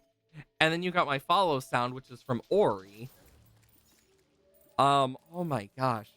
Ads should be going off about now too. They usually go off about like 1 or 2.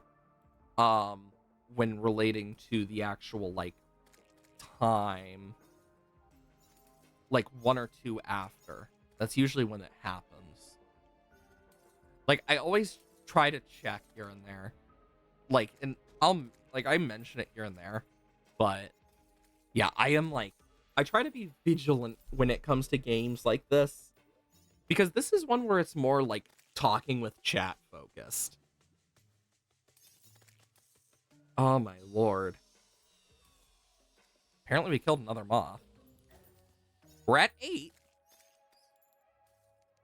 46. 49! 264. Okay, we're at 46 there. Some Genshin OST, perhaps a boss theme. I might actually do that. Like, I definitely want to listen to some OSTs from different games, and it's something I need to do.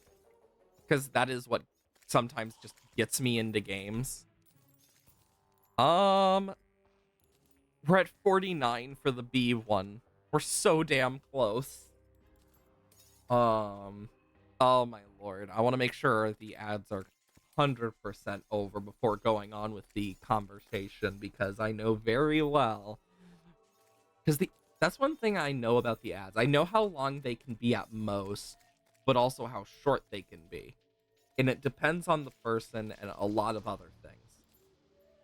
Because they usually end around 4, like, so 4 past the hour, like 4 to 5 past the hour, because at the time that they take, at most they'll take 3 minutes, 30 seconds.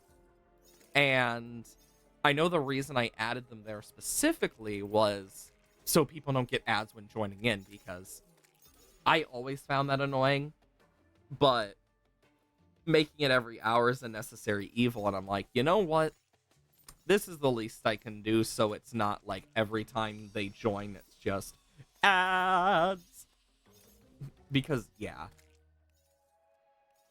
Because, like, even then, the ads do help support the channel. Because what I do with the ads is I just use them for, like, actually, like, upgrading stuff. So whenever I make any money off of it, I put it right back into the channel, because it's like, well, I might as well. I mean, I make it from the channel, and after all, I do want to make things better for people who are watching. That's how I look at it, at least. 48, 57, 58, 50, and 42. So that's one of the hornets off. We need more of the vine hornets. The thing you like about Genshin music is mixed traditional instruments with orchestral ones.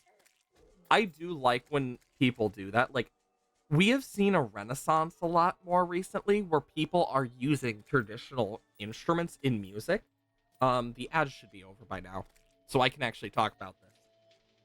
With really great, like, no abandon. So you'll notice a lot more songs sound older nowadays than normal, and it's because a lot more people are using those actual instruments, and they're not using just techie stuff, and a lot less people are using auto-tune, because auto-tune is to such a rampant extent. Like, the amount of bad auto-tune I have seen in my life has turned me away from some artists. Like, I've just been that way for years. But with all the instruments now being more normalized again, we're seeing a renaissance of that stuff. We're seeing it happen more and more and more. And that's going to keep happening as we get further and further into this mini renaissance we're having. Will it last long? Who's to say? We won't know until the future. But what it does mean is we get to see a lot more people who are using that traditional form in so many different ways. And it makes me so excited because like, you get so used to the non-orchestral stuff, the non, like, out loud, oh, this is electronic, or oh, this is obviously not the normal instrument. It's a perfected instrument. No, like, the actual emotion that comes through a person playing that instrument is so important. That's why certain songs, like, overall, come out a lot better when they use those actual instruments. I can think of a few. I just know because of DMCA, I cannot play them on stream. Fucking DMCA. Like, I have to be so careful about that too with some games, because there are some games, Dicey Dungeons, that you can't play their main theme, or like you can't play their theme without getting part of the VOD muted. And it's so annoying.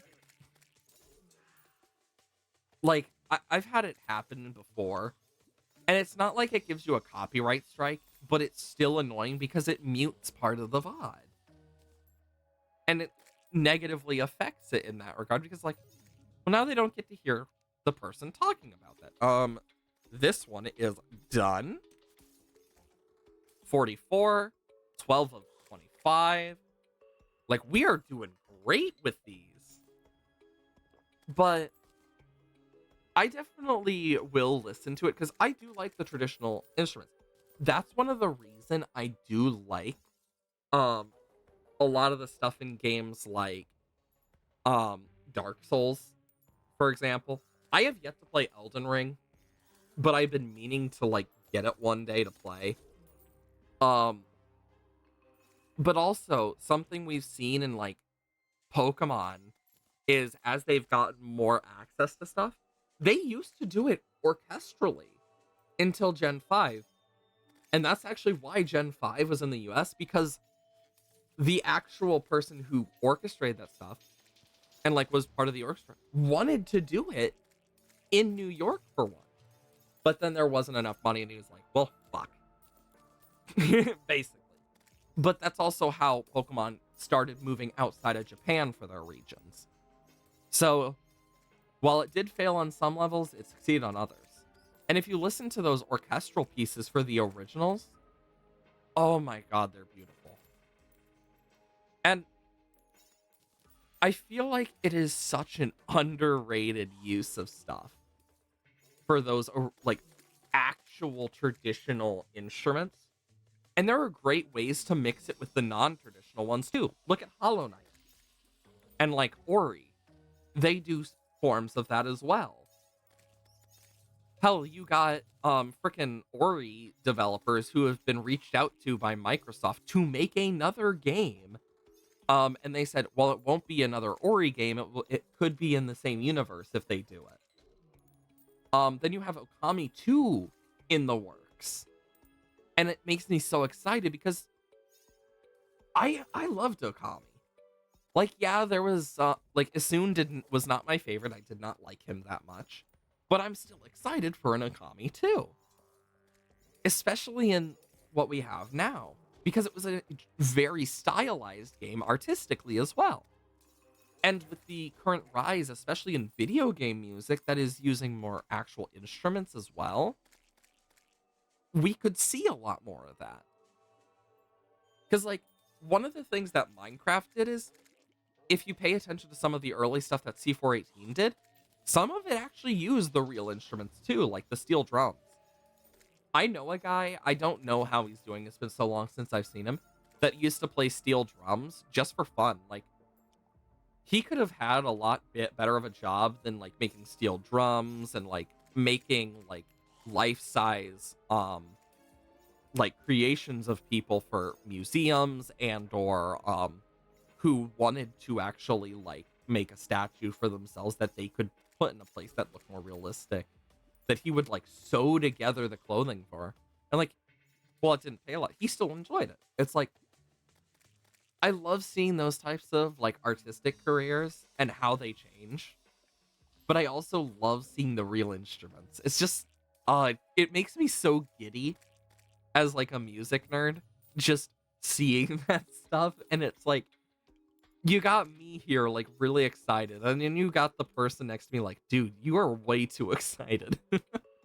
Like, when my grandma and grandpa took me to Les Mis, oh my god, beautiful musical. And I just love the orchestra during it, because with how the theater did it, they did it in such a way for certain scenes, like the one suicide scene that happens in Les Mis, as well as like the many deaths that happen throughout that musical.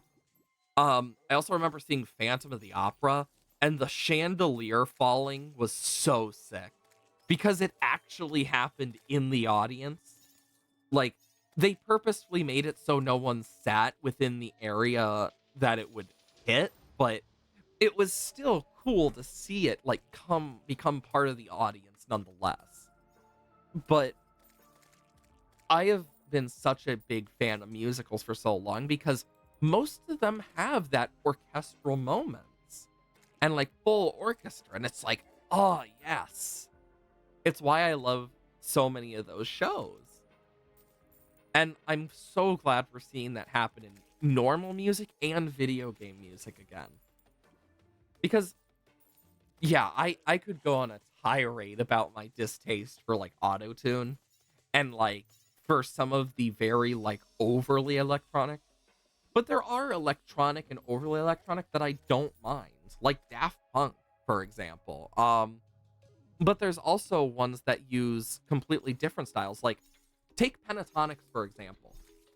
They use only human voices. They're a cappella. And it's beautiful. I love it.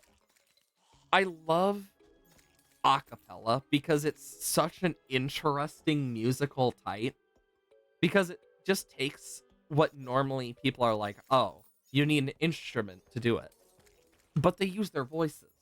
That's where the whole thing of the voice, your voice itself is an instrument in music. Because it can be. Your own body can be it. Mayonnaise can, in fact, be an instrument. So can horseradish. People have used it. People have used cannons for music, for God's sakes. Like, it never ceases to amaze me what people have used for music before. Like, there's an orchestral piece where part of it is literally shooting off a cannon. And I just find that so cool because you even can get, like, people who use, like, glasses of water for music. And it falls into sound design, too, because, like, sound design in games, like, for example, let me take, if my frickin' things allow me, there, the sound, the hurt sound. Sound design in a nutshell. Even just the whip sound, the crack. Like, the amount of sound design that goes into that stuff is so cool to me. 48. That's 59. Still at 12 for Moth, but we'll get there. The Moth is the rarest enemy, so I'm not surprised. But we only need to kill, like, so many. Like, music is just so cool. Same for art as a whole.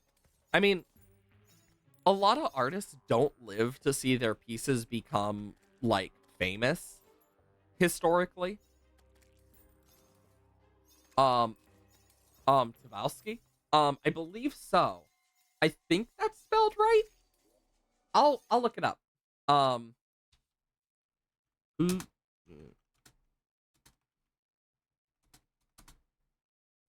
So no, it was so the 18th century, Johann Sebastian Bach created two monumental canon cycles in his art of fugue and Goldwood variations. Arnold Schwarzenberg and Anton von Wimberg and Paul Hintermann myth employed the technique exclusively in the 20th century. Canons also occur in folk music in the Balkans and Africa. Um, so that's where it kind of comes from. Nonetheless, though, it's actually really interesting. There's so like that's at least what it says with like a quick look at from the music thing. Like, I purposefully do not use the AI overview because I do not trust it. Like, anyone who has read it knows very well it can be incorrect. Oh, you should be smoking cigarettes while you're pregnant type shit. Do not actually do that. That is really bad for children. And for adults. Like, I just never trust. I just don't trust AI, much less generative AI, because generative AI has negatively affected the arts, and most of its like effects are negative. Like, AI can be used for good when it comes to like medicine and stuff, but when it comes to the arts like music and stuff, we've seen it be used for it, and it just is not good. It is the best explanation for this is soul. And with an AI really shows what a lack of soul does to art. And that includes music as a whole. Because part of music is emotional and soulful. I mean, that's where jazz came from, where the blues came from.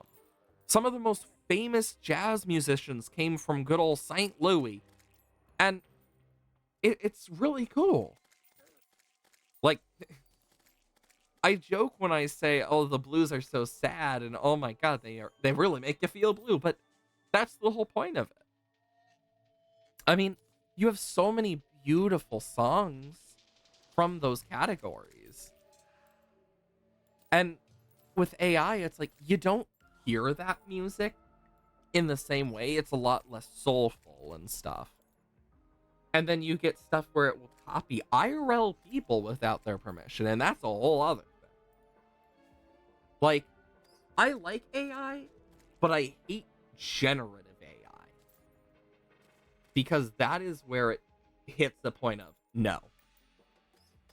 I do find it funny, though, that if it weren't for PETA's thing with the monkey, it would be a lot more of an issue. But because of the thing with the monkey, only humans can copyright stuff. So if it is made by a human, it can be copyrighted. Meaning AI art is uncopyrightable, and it can be stolen as much as it likes. And I find that great. I looked away for not even like, Jesus, I barely looked away and I just, ugh.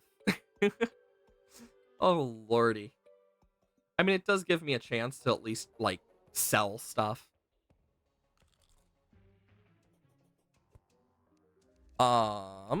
Zor, Titan Glove. Look at all these Yelts and stuff. Okay. How many are in here? A lot.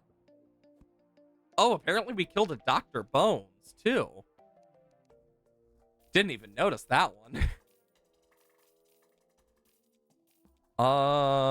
Boom. Then I can do this.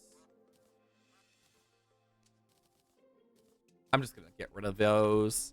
Okay, so Granite Elemental is specifically right before Hoplite, so it would be in here. Bow, bow, bow, bow, bow. Perfect. And then I go back to the jungle. F. Yeah. Rip. You know, in all of the years I have been I've been a furry for quite a long time. But my Sona has been through so many variations. Like, there is a very neon colored version of my Sona that I hate with a passion. There's also, like, when drawing it in my current style, some of the old versions look good, but I prefer this version with, like, the ram horns and stuff. I think it looks a lot better at this point. And it is funny looking at it now because it's like, you know, this is probably the best version I got. And all of it started because of a birthday gift I got from a friend a long time ago, where the artist drew it as ram horns instead of like the normal like curved horns I had. And it got me really interested in using like ram horns instead. And here we are today. Little fun fact about my Sona. It is funny though, because it's like, oh, just a really random thing. Oh, we are so close with the moth. We need to kill 9 more, which seems like not a lot, but it also is a rare enemy, so we'll see how lucky we get. Like, when doing all of this stuff with Terraria, it's really gotten, like, a lot of that just, you know, I am so glad that I understand how difficult this is now, because there were people who were like, I'm surprised you didn't make the Bestiary collection an achievement. And then you got the frickin' creator Red just like, you know what? You have a fair point. So this is just gonna prep me for the next update. Like, I will say, if I had it on my like PC, I would show it, but I don't. It's in like a flash drive somewhere. I have several flash drives of art, from the morbid to the grotesque to the cute to the unfinished.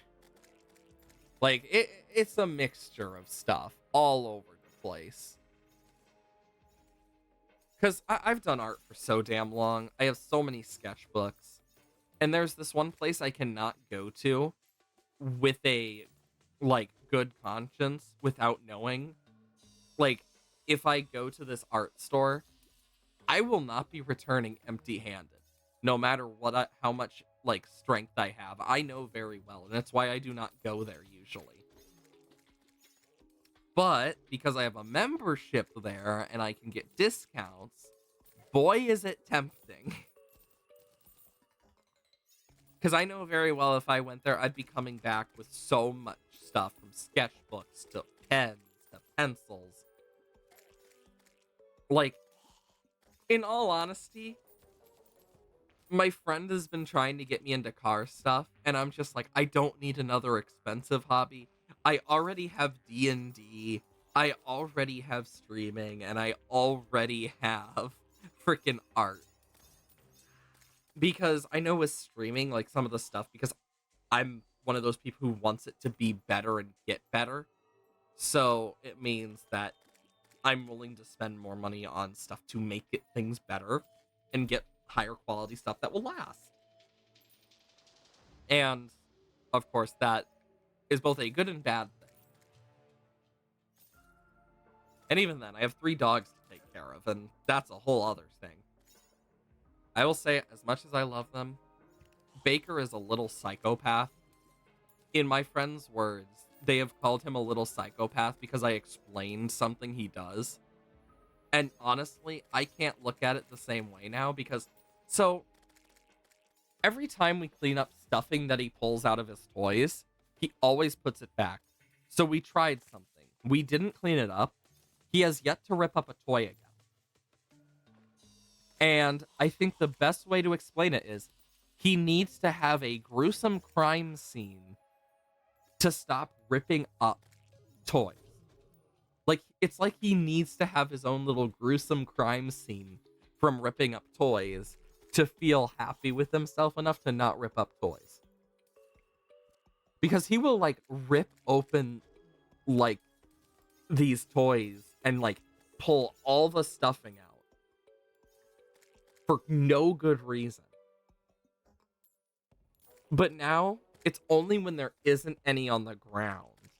And it's like, we've been doing this test over the last few months, and it is one of the most, like, crazy things I have ever had a dog do. Like, the fact that he needs a crime scene type thing is fucking hilarious, but also quite morbid. Like, I don't know why Baker likes it.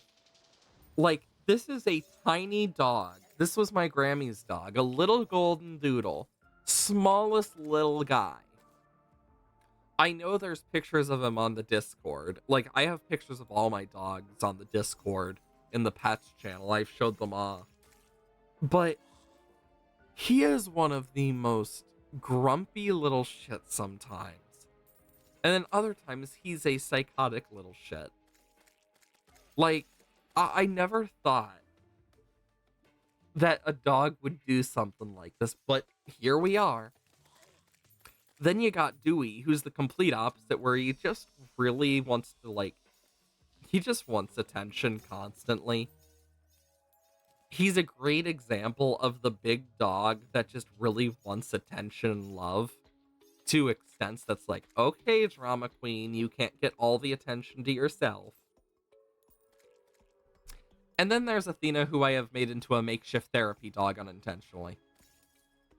I love Athena, but I just find it very funny that she's unintentionally become a makeshift therapy dog.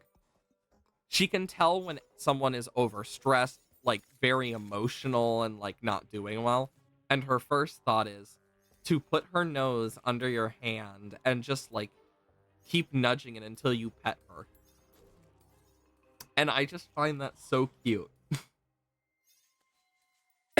Give me a moment.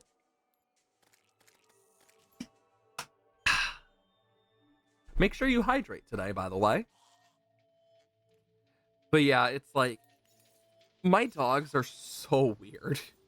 I love them to death, but they are so weird.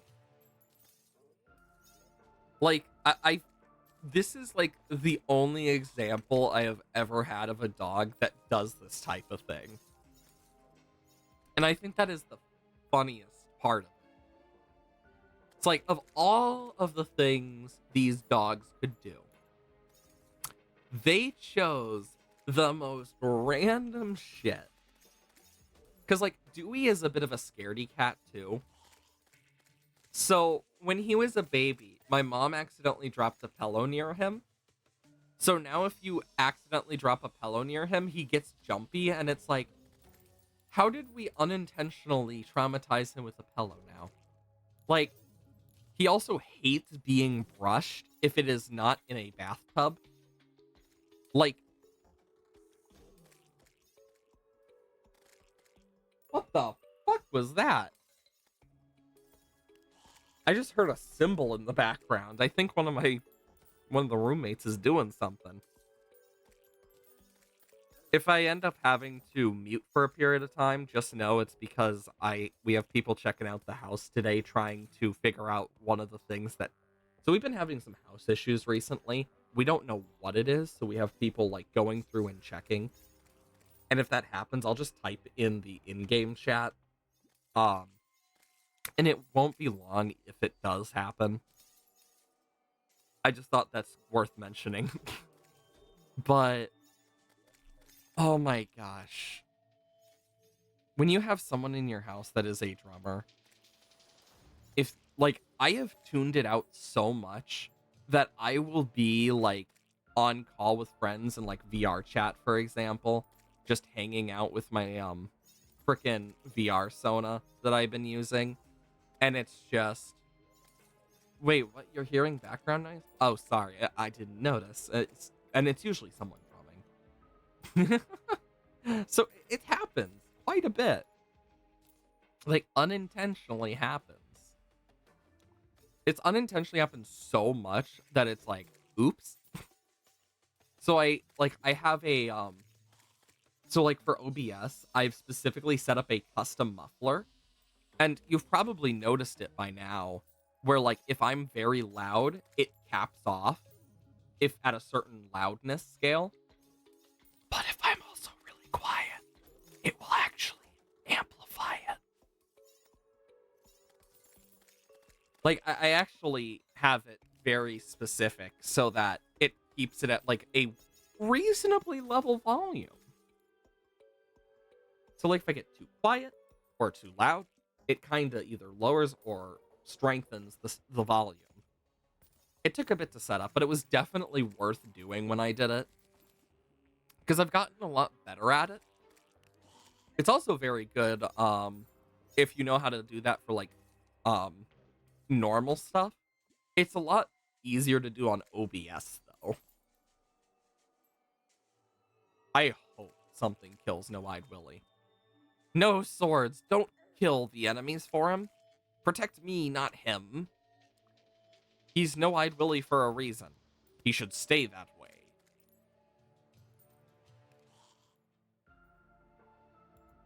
Fucker is almost dead. Almost. Just gotta hope he dies.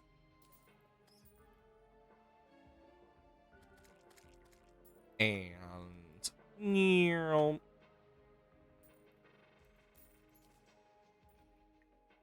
I just want that Moss Hornet to kill him. Of course not. He's barely alive.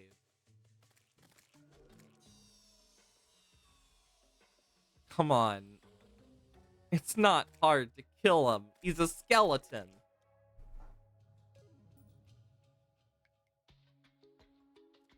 Come on. No! We're gonna be here a bit, it seems. I will say one thing I do wish was naturally in Terraria was just something that sucks up items from a long, long distance, like through the entire world.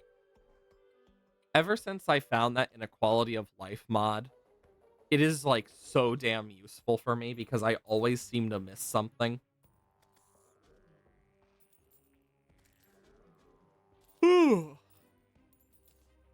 You know, it's crazy that I woke up so late today compared to normal because I'm so used to waking up at 3 a.m. So I usually have so much time to get everything done. But waking up at 6:30 today and then starting at my normal time of 8, CST and whatnot is just like, oh dear God. And then just right through everything. Like I mean, I already eat really fast, so it didn't change anything about breakfast for me. Because, and I know this is still an issue to this day in schools, they would give us like 15 minutes to eat. And it's like, that is not healthy for kids, much less teenagers. Like, at most, we would get, like, we would have 30-minute lunches. But most of that, to like half of that, would be spent waiting in a line. Because of that, you only usually got 15 minutes to actually eat. which honestly I find insane, but that's very much something that I find insane, because you mix that with the fact that on average we had 7 periods. So you would go period 1 for about 45 minutes to an hour, period 2, period 3, period 4, period 5, period 6, period 7. One of those periods, either the full period and you get an hour lunch. Oh, wow. Or you would get a half period where half of it's lunch, the other half is a class. And because of that, yeah, we usually had like 6.5 hours of school on average. And that's not counting homework. And I know it's only gotten worse since I did it, because when talking to my sister about it when she is in high school and whatnot, she was like, oh yeah, it fucking sucks. And I'm just here like, oh god, I'm glad I'm no longer in school like that. College is one thing, but I will say college is so much nicer than what high school says. Like, oh, it's gonna be super strict. It's gonna be, you can't wear anything like this. You have to be in like nice suits. I have a college professor that like came in every day in like practically pajamas. She was an art professor. She was like, oh yeah, I don't care. As long as you're not nearly naked and aren't like wearing something really like awful, I don't care. I mean, there are teachers that are like that. Like there's a teacher that one of my friends had that is so strict on like, and it's a public speaking teacher. Whenever you do your public speaking things, you have to specifically be wearing this, and this type of thing in this type of lighting, in this type of sound, with this type of reaction, while you're centered, wearing this, doing this, being this. And it's like, really? Like, that's usually how it is. It's the same thing with high school teachers. From, like, I remember mine. I'll never get over some of it because it was some of the funniest shit ever. Because I had some really good high school teachers. But then again, that wasn't really that high of a bar coming from a private, like, middle school and whatnot. Because it's like, when you come from, like, a very, like, Catholic school, it's like a full-on culture shock to go into a high school. But even then, people were a lot less of assholes than you'd think, even back when I went to high school. Because it's like, most of the time, people just didn't care enough.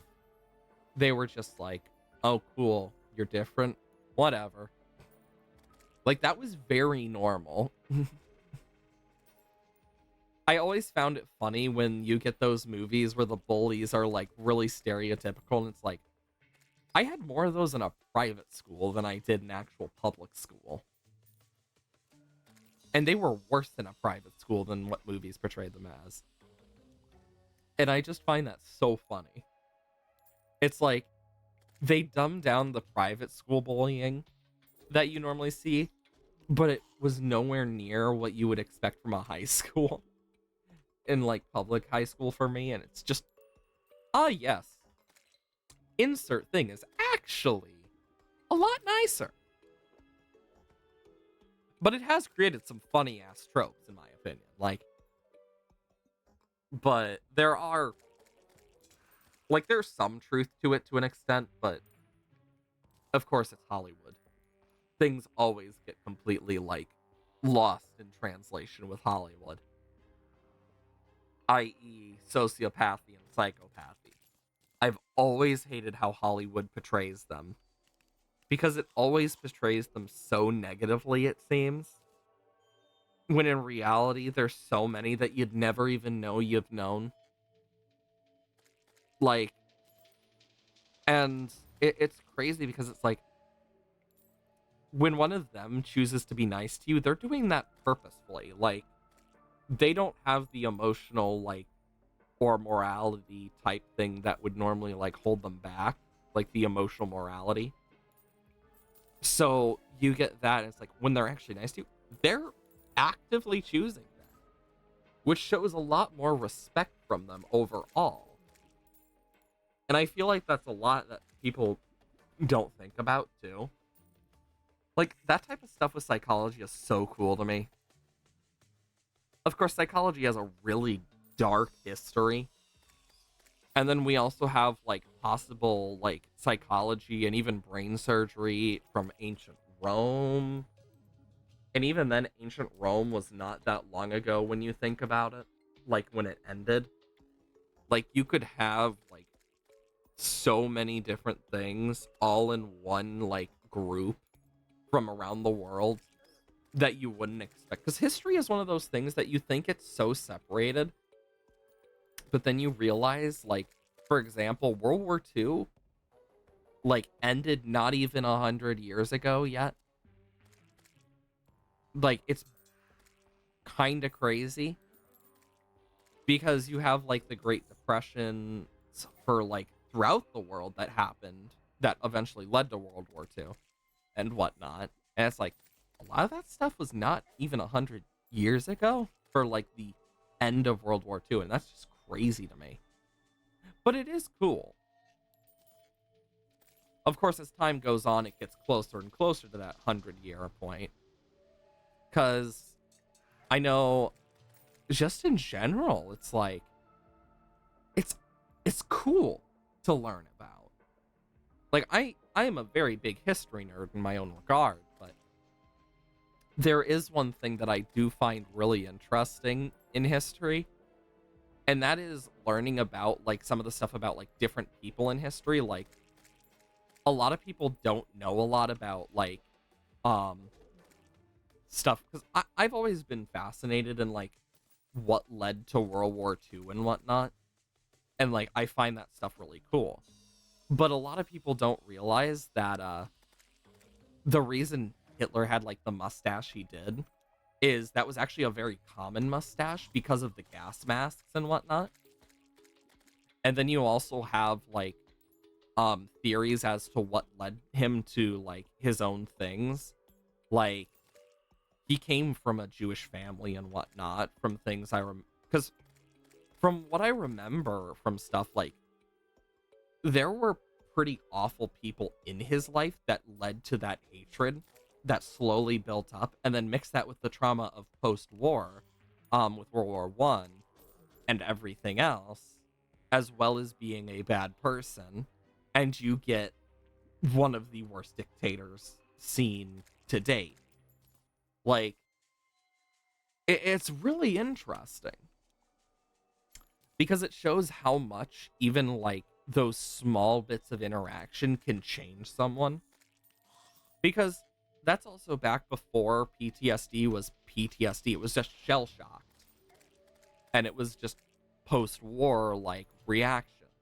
Now we actually have a name for it, and we understand how much of a negative effect it can have on people. And you mix that with everything else, and that explains it. It doesn't make it okay, far from it, but it explains a lot more on, like, what led to these types of things. Because knowing what led to these types of things allows people to actually be able to understand it and possibly even solve it in the future. That's the cool part of it. Like, it's far from the only one. I mean, another one that I find really funny is, like, the whole story with, like, Rasputin. Like, like, one of the things that I find interesting about Rasputin is he was already, like, someone who had a cult following before he, like, got any form of, like, into with the Russian like, monarchs of the time. But when he did, you had the queen whose son was, like, dying, and this is recently after, like, penicillin was released as, like, more common in the world. So, of course, her son being sick took penicillin, and him being crazy in his own regard was like, you need to stop giving it to him and freaking pray for it. Well, the one thing is, because of what her son had, penicillin is also a bit of a blood thinner. So, because his issue was because of his thin blood as well, it actually helped him. That, stacked on top, meant he unintentionally looked like he healed him. This led to more Kulvon. People tried to assassinate him so many times. Like, even threw him in a river and hoped he died, but he survived. But when he was killed and whatnot, like after a long time, and they burned his body didn't fully burn correctly. And someone got so scared by it, they shot him his dead body 3 times because they thought he was coming back to life. Like, it was that bad with how many times he had survived assassination after assassination. And I think that is hilarious. Like, just the thought of being so terrified that someone is coming back to life who was an insane person like that. And just, you see their body is not getting burnt like it normally should. And things are going wrong. And your first reaction is just to unload 3 freaking just shots right into the body, praying he's dead. Like, that's hilarious to me. It's just like, of all the things that could have happened, that's great. Like, there's so many parts of history that have those, like, little funny moments as well. Like, it's really cool.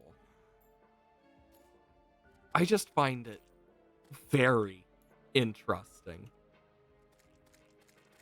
I feel like if teachers got more of a chance to talk about some of that interesting history, a lot more, like, kids would be so interested in it. Like, I got a teacher that talked about the stuff with, like, Jamestown and whatnot, and, like, the time that they sent a hand in a basket, which led to, like, fighting before they started cannibalizing each other. Like, it was a whole thing. History is a really weird and fucked up thing, but it's really cool at the same time. And then mix that with, like, music and everything else. There's so much in, like, musical history as well. Like, because it wasn't really common to see, like, guerrilla warfare and whatnot. Because, like, for the longest time, warfare was very, like, proper and whatnot. But you get, like, and there were, like, hints of non-proper warfare, as they would have probably called it, for years before it. And that's what actually led to, like, certain things in the American Revolution working so well, is because of that very proper, fighting compared to, like, guerrilla warfare and more, like, tactics that you see nowadays. And it is just interesting seeing how much it faded out. Like, a lot of people don't realize that the first gun was created so long ago, but it was so ineffective. Like, because it was through bamboo stuff that they figured it out and made, like, mortars, pipe bombs, and whatnot, but they just weren't good back then compared to what we have now. And that's why it took so long for it to, like, appear. He used to watch a lot of World War II vids, but when teacher discussed it in class, it was boring. It didn't help that it was also online. That's fair. I feel like one of the things that's important to know about World War II is also behind some of the stuff, because there were theories from historians that, due to how Hitler reacted to things, that if Churchill didn't, like, declare war, there's a possibility he would have stopped after getting the original German territories. It's only a theory, and there's no 100% surefire like, truth to it, but it it's just a theory that was kind of talked about for quite a while, and while it's not a confirmed thing, it's still like really interesting to think about. Or the fact that Hitler had an abusive father. A lot of people don't know that. Or that, like, a lot of the stuff he had negatively to Jews comes from abuse and stuff he suffered from his childhood. Like, and it's the same thing with a lot of stuff. You start to see those cracks, and it's like, that's the interesting stuff in history that takes away the boring parts. Like, and I wish that history books talked more about some of the LGBT people and like African Americans, Indians, black people, like all these different people who did so much for like the world, like, because some of the stuff is so cool. Like our current like computer hardware we use, some of the stuff was invented by a trans woman. A lot of people don't know that.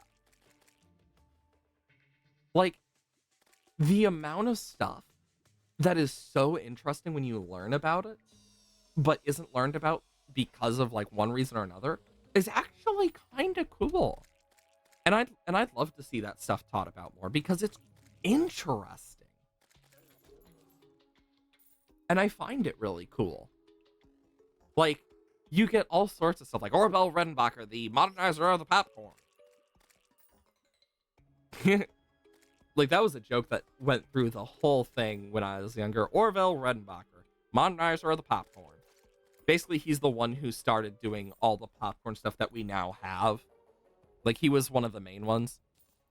And then you get people in history who were ahead of their times, like Nikolai Tesla, who modernized a lot. And even now, he still would have technically been partially ahead of his time.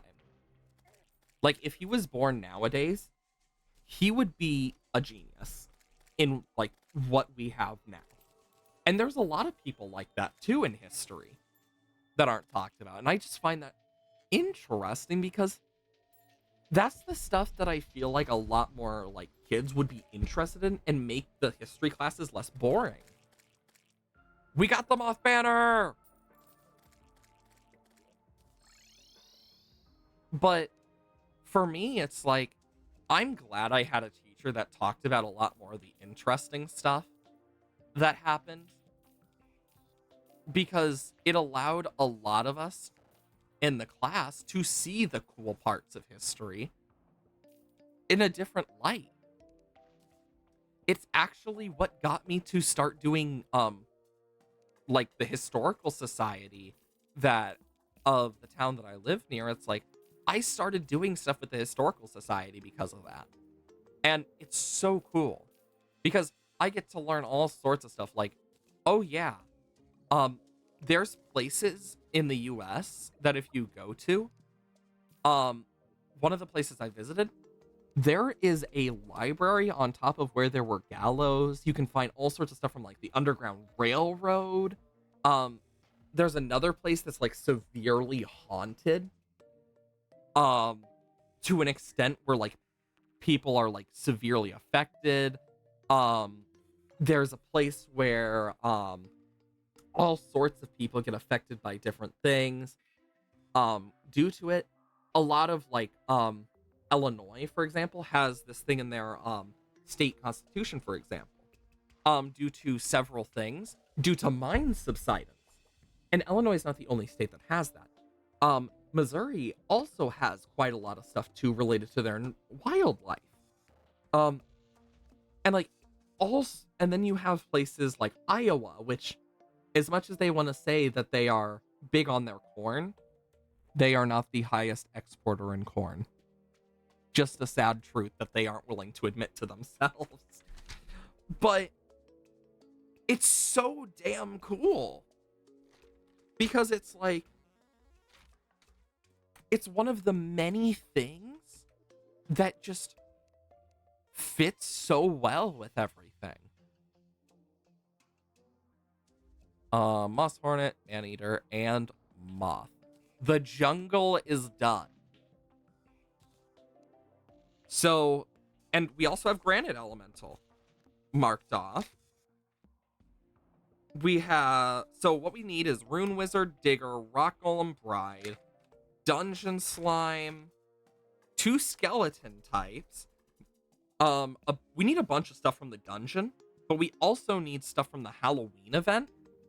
We need voodoo demons and wyverns. So let's work on, what are we at for voodoo demons and wyverns?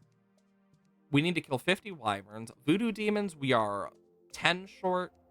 Wyverns, we are 13 short.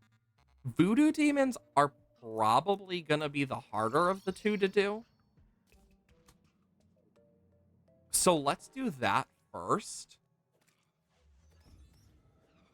Because I feel like that's just gonna help overall if we do like voodoo demons. Like, this is one of my favorite parts about doing the Bestiary challenge, is we actually get to talk about cool things like this that like relate to history and whatnot. Because there's so many cool parts of it. And I think a lot of people would be a lot more interested in it if they got to learn more about it. Just finished grinding in a game? Nice. It's always nice when you finish like a long grind and finally have everything done in a game. Oh, it's so satisfying.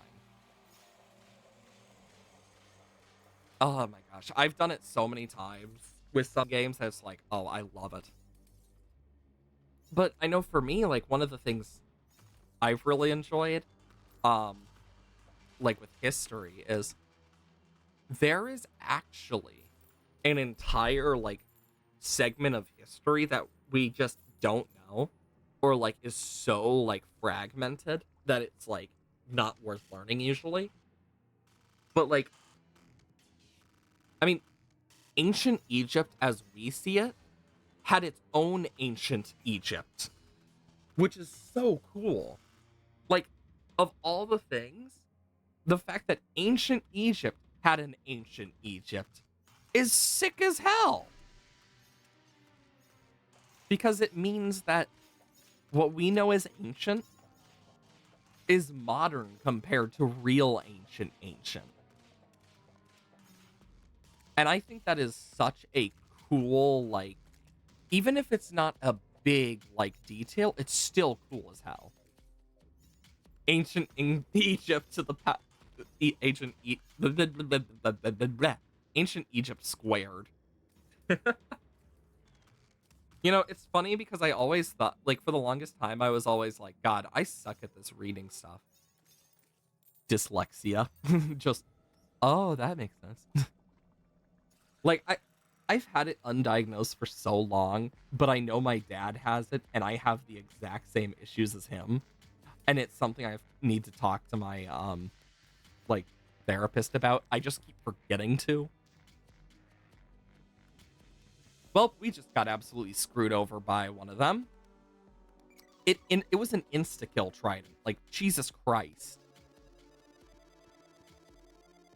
We're gonna be here a bit.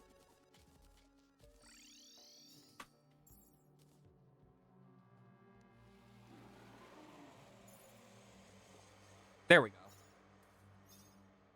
Yes, that trident just hit 502. Like, that was insane. Like, Red Devils hit very hard in this game. Like, unnecessarily hard. Like, you know what? I'm actually going to use this as a chance to look this up. So, voodoo demons have a... So, voodoo demon spawns are a bit different, if I remember. Voodoo demon Terraria spawn conditions. So the voodoo demon, like, you can, like, and this isn't even for like some of the other stuff that we're doing, but interesting. So its spawn rate is reduced in hard mode. I did not know that. But It does show up on Lifeform Analyzer. Low spawn rate.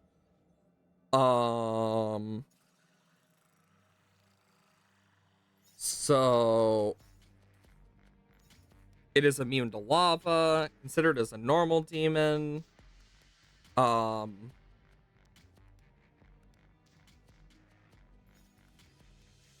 It is worth making a long bridge over hell for it.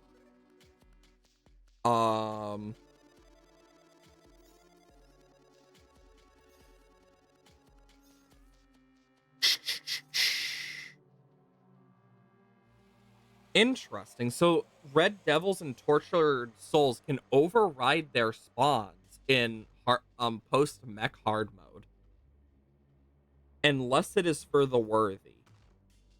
Huh. Interesting. Voodoo demons, when making damage, when damaged by the player, did not update their sounds along with the regular demons, so they still have the old sounds. I didn't know that. The more you know. So that actually is kind of cool. I didn't know that the Red Devil and Tortured Soul actually like had a chance to replace its spawn. So that's actually really good to know. Okay. It might be worth it to actually like make a longer bridge. Like just in general. Might actually be really worth it. We'll do this. I mean, they spawn, they're just rare. I just never knew they were so much rarer. I mean, it's good to know now rather than later, so.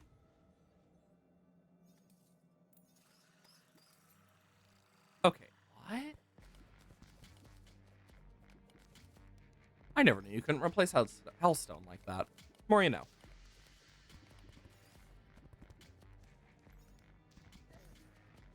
Oh my lord. Red Devils deal so much damage.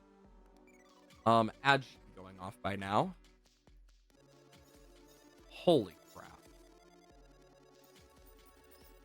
Oh, wow.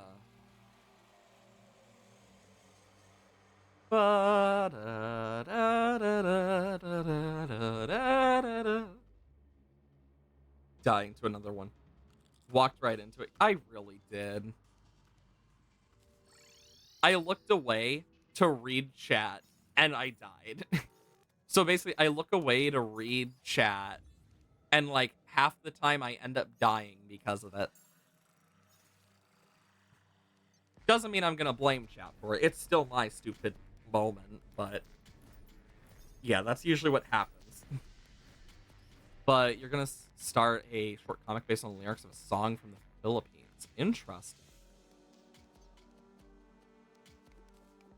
Honestly, for me, I've done songs. I just don't. I'm not good at writing songs usually. Like I can do them off the top of my head, but when it comes to writing them down, I suck at it. Just never been that good at it. Ugh. Sorry. But yeah, it's like I've just never been that good at actually writing the songs compared to like singing. Truly a weakness of mine. I'm doing this to make more space. It's all I can do.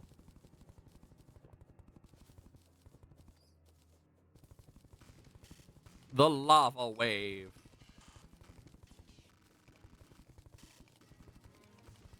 And boom. Because lava does stop spawns, but I have idea.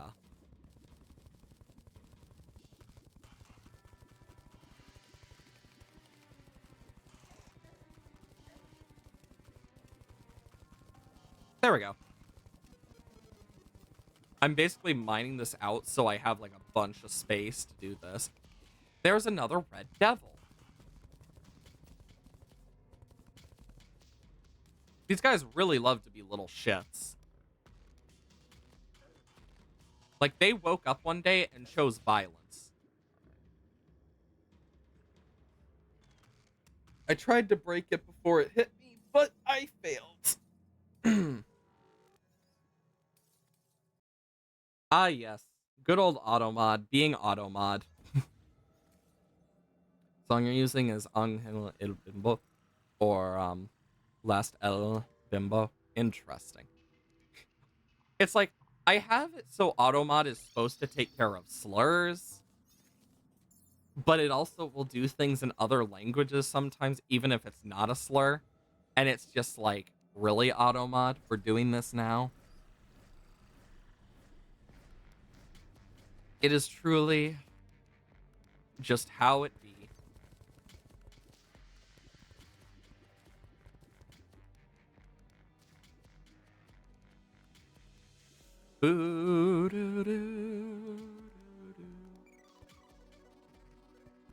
Then I will just make a long platform.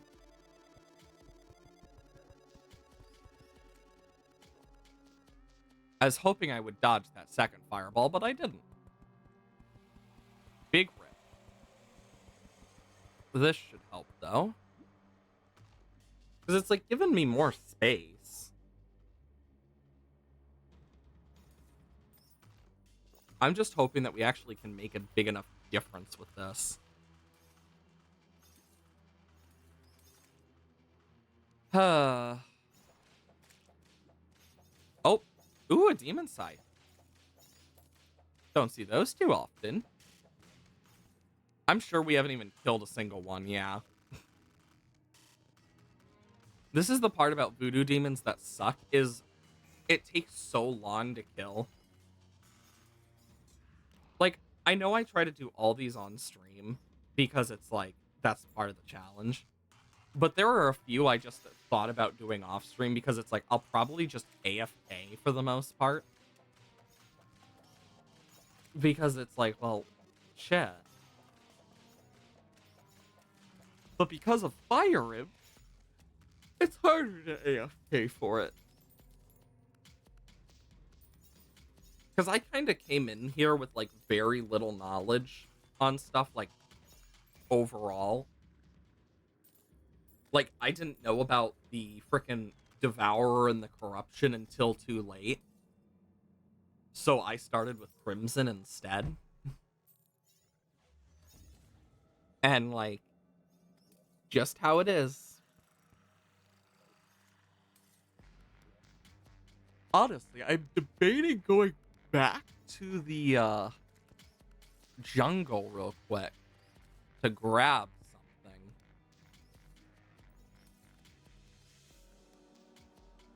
Yeah, I mean, the way they got around that, though, is instead of that, now what happens is you can drop the guide into lava. Oh, Voodoo Demon just died. Speaking of Voodoo Demons, like, holy crap. But, like, you can drop the guide now directly in lava.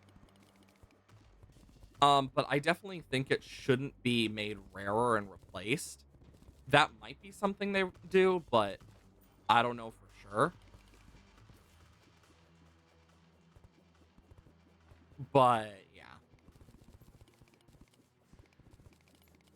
I mean, we know there's a lot of, like, technical changes in the new update that are going to be changing stuff, so maybe it will, maybe it won't. Who's to say?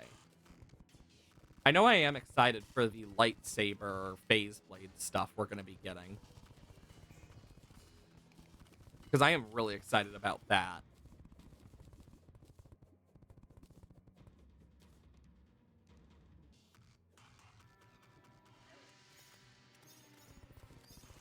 There we go. That should help clear them out a bit. I would like to see, like, I'm excited to see, like, the new whips and summons we're getting in the next update as well, because we know there's going to be a Stardust whip. I wonder if, the Stardust Cell Staff is going to get replaced or not. Because I feel like if they want to make it good, one thing they could do is make it like a century. I think that would be good for it. Like, I think it would make a huge difference. Like, that one small change would change so much about, like, the start of Cell Sap. Like, I like it, but it just doesn't hold up to any of them. And with the Terra Prisma added, it's like, well, shit, now it's even worse. So I think it would be cool if either that happened or if it got changed to the new whip.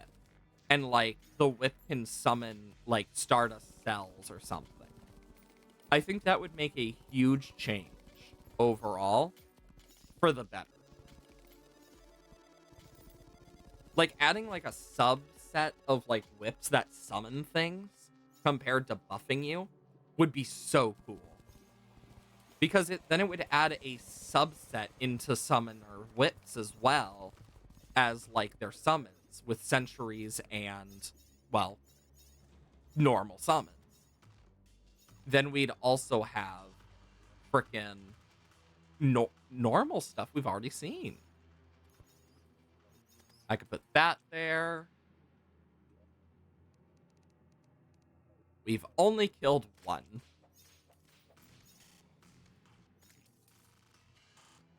Honestly, by doing this, we are at least helping clear out this stuff better. Oop, there's another one. That's two of them down. I will say that is nice when we do get those types of things that just like, oh yeah, goodbye to this very annoying enemy.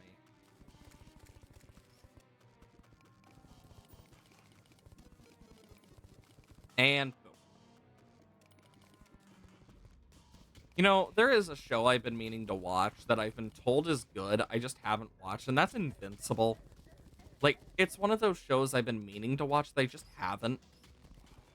Like, I've heard a lot of good about it, I just never watched it. Like, it's just one of those shows that I never got to watch it. And when it comes to, like, The Boys, for example, I just never could get into it, personally. So it's kind of like, I don't know if I'll be able to get into Invincible or not, but who's to say? I'm never out for a possibility of a new good show to add to my list. Because I think there's a lot of good shows that I have found through recommendations. I mean, yeah, I know I was never a big fan of Naruto or Bleach or any of, like, the animes, but I've just never been a fan of those, usually. Just not much of an anime person. And I know it annoys my friends somewhat, but it's like, I just never liked it much.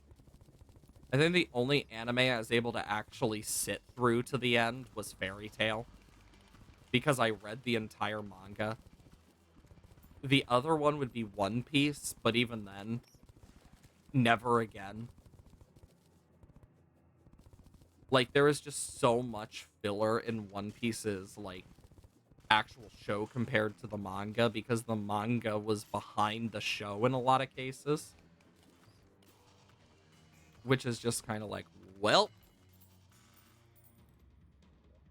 I mean, if there's enough spawns, you'll get some voodoo demons. We've killed 3. Fun. Okay. I know getting rid of these helps us. Even if I don't like it. Sorry about the yawning. Between waking up earlier than normal and everything else, it's been a very odd, like, day for me. And a fire and banner I can put here. I want to make sure I have the banner thing across the whole thing so I can, like, resist the red devils more and whatnot, because it increases your defense and damage towards them. Okay, just need to keep our eyes open and freaking peeled. I am debating the jungle though, and like going and grabbing those water candles because it might not be a bad idea. Doesn't mean I will. Oh, the water candle got knocked out. When did that happen?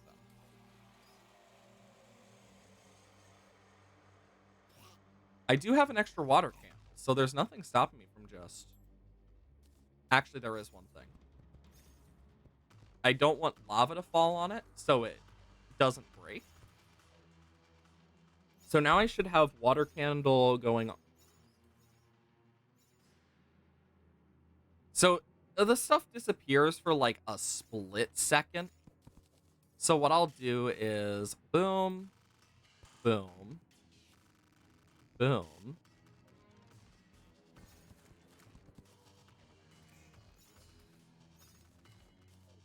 And then we can go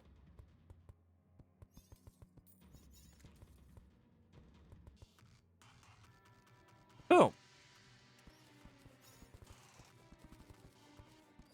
So now this should go all the way. The banners do need to be moved a little bit.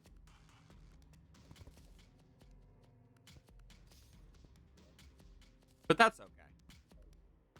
So now this should be. Have I tried Calamity? Oh, I have. I will say my biggest gripe with Calamity is how the community has been to people in the past. There's specific things I can think of. Um, like with DM Dokuro. I feel so bad for them specifically. Because it's like the reason that's part of why they stopped like helping with the Calamity mod is because of the amount of pressure they put on him. Like that will always annoy the hell out of me. Like Calamity mod is still a great mod, don't get me wrong, and I loved DM Tokuro's music for it. But I just have that specific place of distaste for the first like certain members of the community who like did that type of stuff and or does that type of stuff still because it's just like so rude.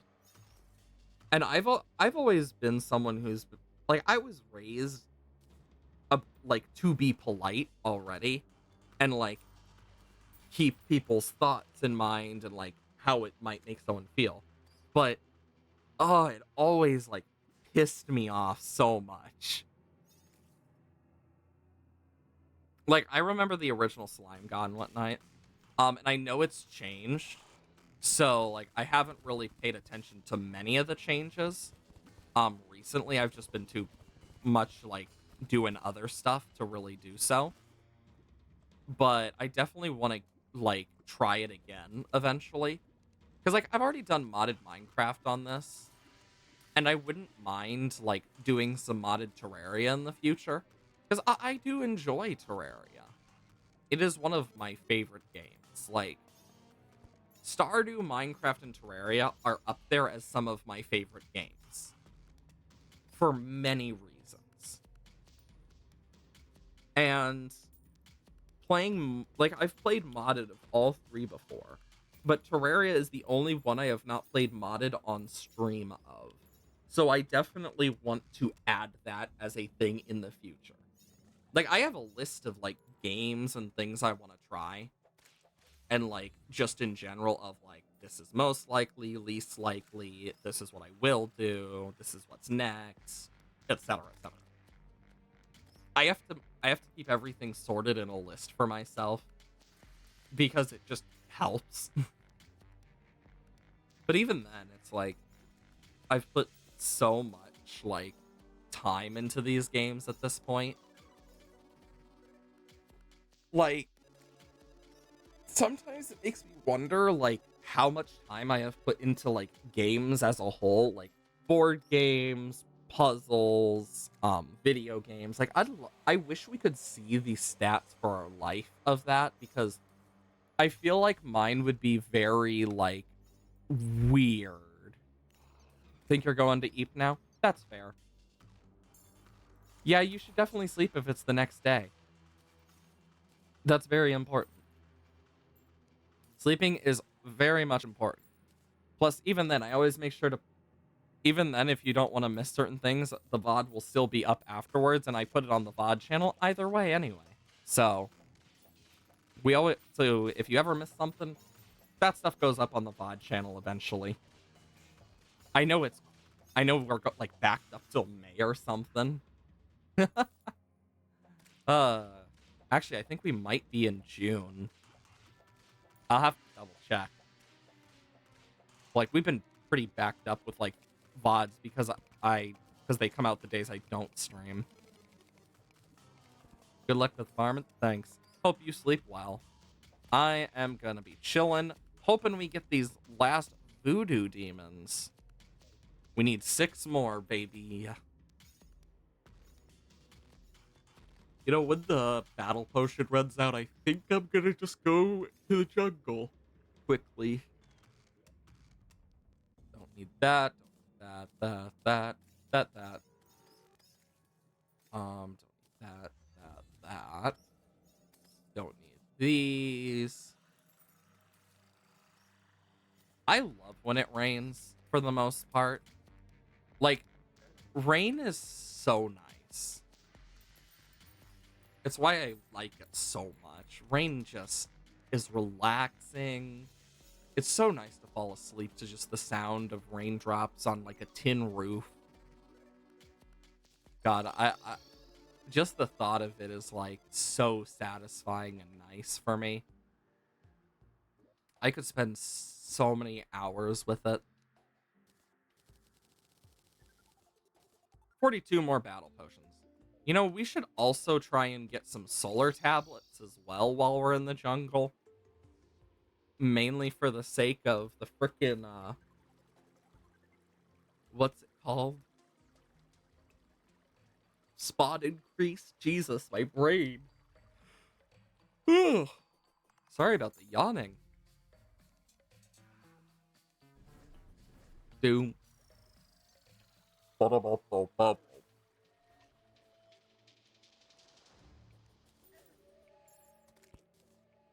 We got water candle, and water candle. Bow, bow, bow, bow, bow. Okay.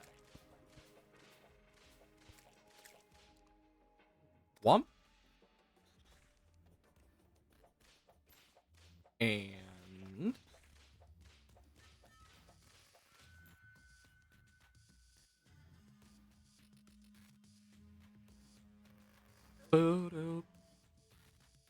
boop, boop, boop, boop, boop, boop, boop, boop. Just need to quickly farm out like some solar tablet stuff. Because I mean, it's worth doing. Because we can easily like just farm this stuff. Do do do do do.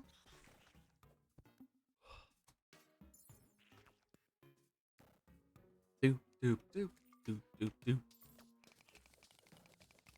do do do do do do do do. Bum banana bum bum bum banana bum bum bum banana bum bum bum banana bum bum bum bum bum banana bum bum bum banana.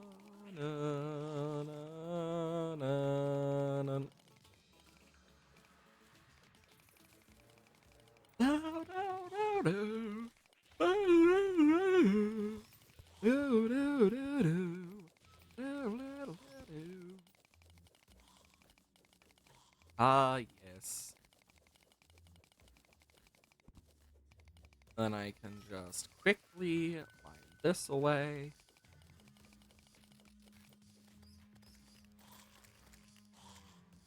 Okay, flying snake banner, moss hornet banner. Okay. We are getting some Lizard's power cells as well.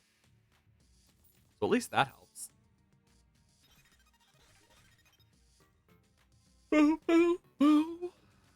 Okay. So one of the things I recently have been doing is going, because I've mentioned my Pokemon cards and whatnot. Um, I've actually been debating like big stitch. I've actually been debating like doing like a Pokemon card thing in the future because it's been so long since I've done it. But also, like, it could be fun. I haven't done it in so long. It might be. I really don't know anymore. I might have the same feel like giddy feeling of like being like a child, I guess. Or it could just be, oh, cool. But you never know. Not till you try it, at least. I mean, it's been so long. And I actually do like collecting stuff. So it's not far out of the possibilities for me of like enjoying it. So so next time I might actually like get one like pack or something. Don't know if I will for sure, but who's to say? Either a pack or like a box. A box could be fun too, because it would allow me to actually sort things better. But that stuff is expensive, and it's like, eee.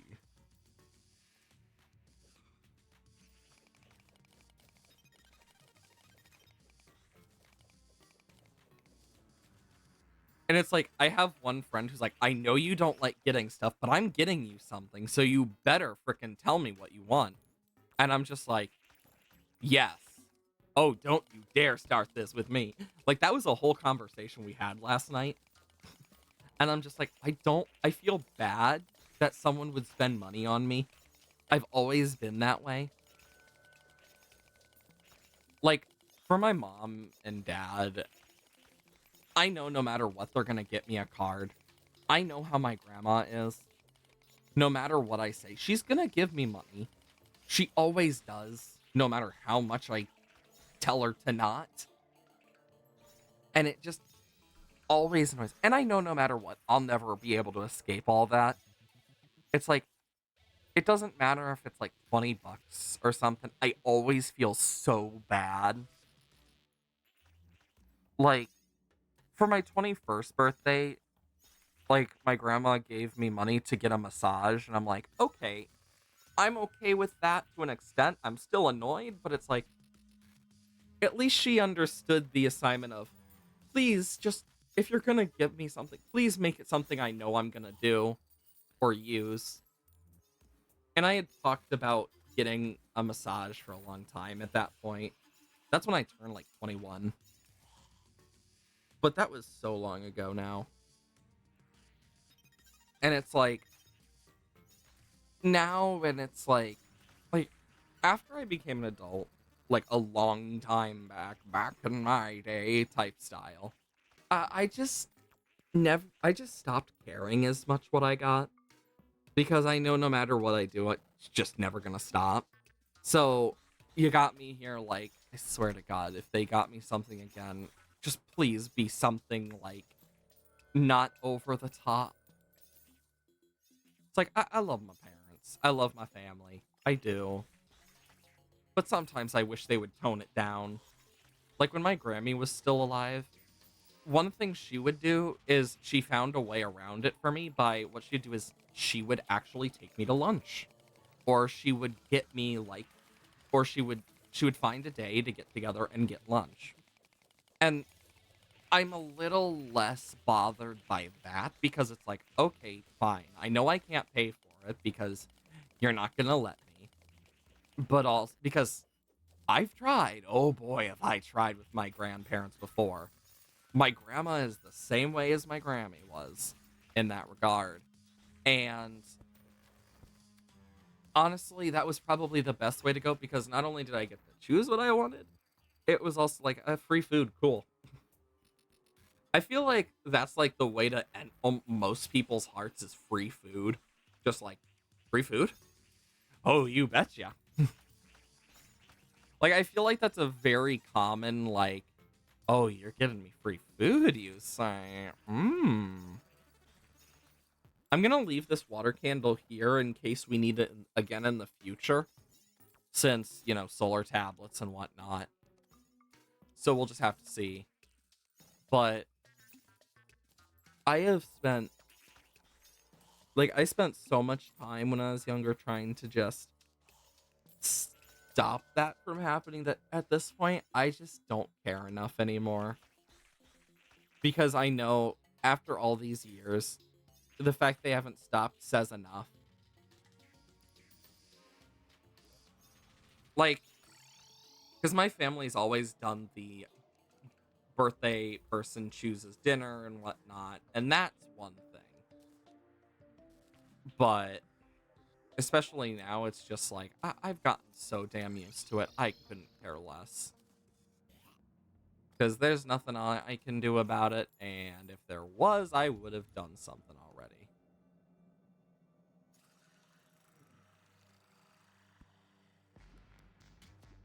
Which is just a sad truth of it.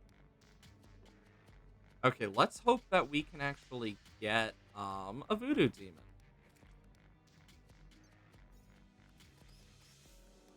And then, what here? Hopefully we could get the voodoo demon. Hopefully. There's no guarantee. But I'm basically gonna be going to our, like, normal time for the most part. Like, yeah, I'm yawning a lot, but that's also because my body is not used to this. It's not used to waking up late and crap. Much less, like,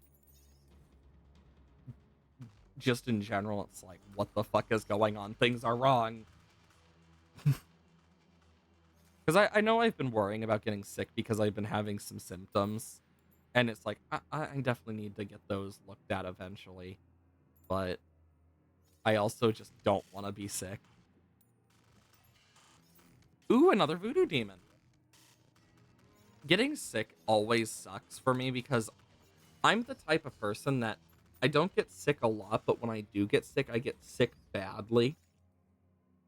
So it's like, when I do get sick, it's awful. And I usually end up as one of the last ones to actually get it from, like, friends or family. Like, all the time. Except for with COVID. I was the first one to get that. I got it when I was doing some college stuff. I actually had gotten COVID because I was doing more college stuff that year too. And of course, Switch stuff to be online was a pain in the ass.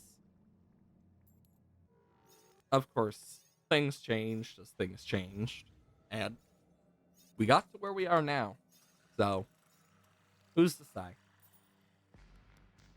But I've gotten a lot more used to it. Just like getting way sicker than some people. Because, like, for me specifically, I'm used to the sickness and whatnot. You do get used to it. Which is, while sad, just kind of how it is. Come on, voodoo demons. Show yourselves. Show yourself. I'm no longer trembling.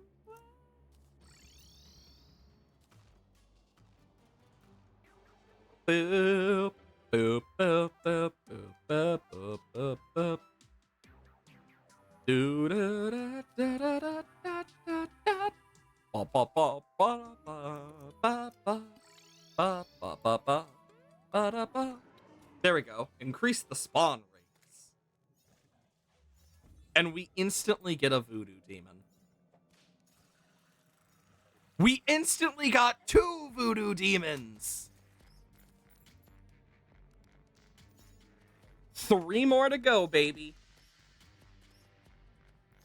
If we can get those last 3 before end of stream, that would be the biggest, like, finally we'd ever have.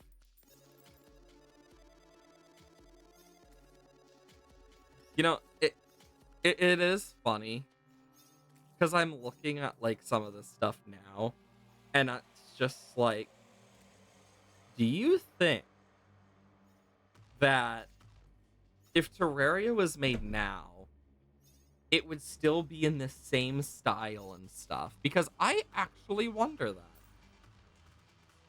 Same thing with Minecraft. If it weren't for, like, I feel like if the creeper were made today, it would not be added in the same way. But also, oh, ouch. I don't think any of the stuff would have been added in the exact same way. Like, I feel like with the farm animals and stuff, we've seen what's happening now with them as they're redoing them. So when it comes to, like, what they do now,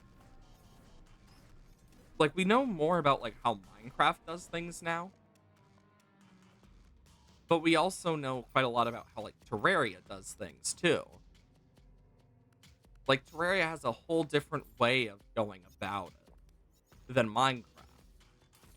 But both are still great games. But if they were made nowadays, so much would be different.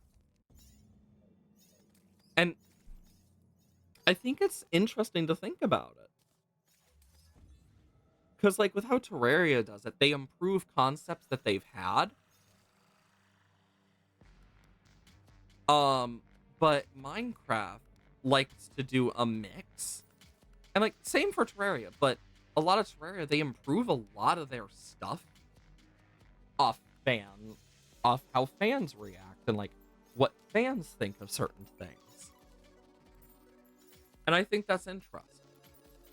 It adds a lot.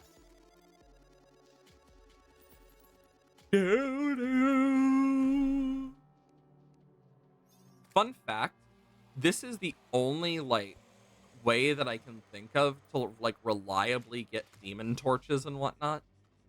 Because I do not remember if you can actually craft them.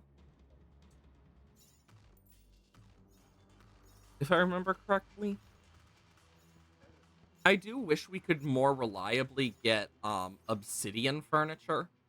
I think that would be quite nice, because I think it looks great. It's just very difficult to get. So it's definitely something I've always been like, I hope that gets fixed.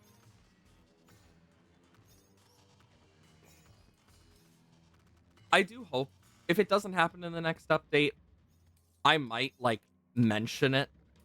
Like, I might just at red on Blue Sky and just mention it on, like, out of curiosity. Because I am kind of curious why it isn't craftable. Because it's something you would think would be craftable, but because it isn't, it's kind of like, I wonder why.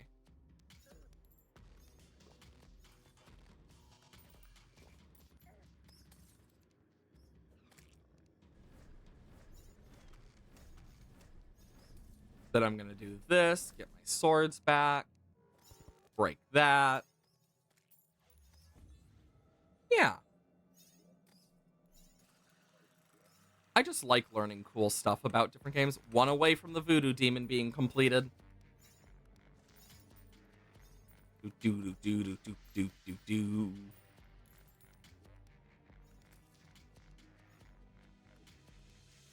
Come on, we just need to get to 6. Once we beat this Voodoo Demon, this last one. Ah! Once it's done, it's over.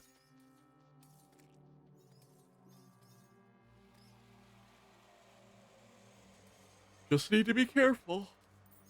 Oh my god.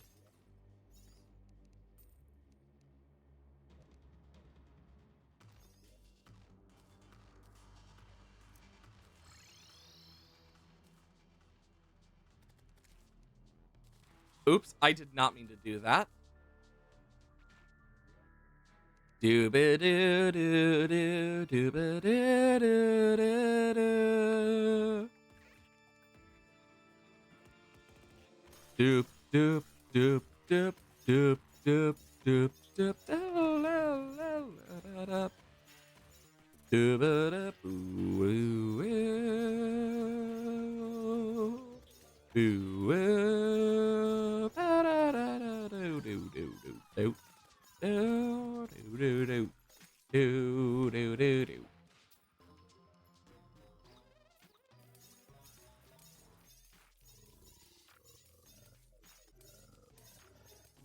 Okay, so with that marked off the list, the dungeon is the next best place to go.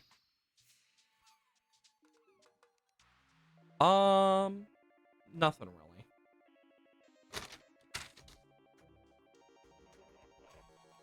Either that or we could go back to the desert.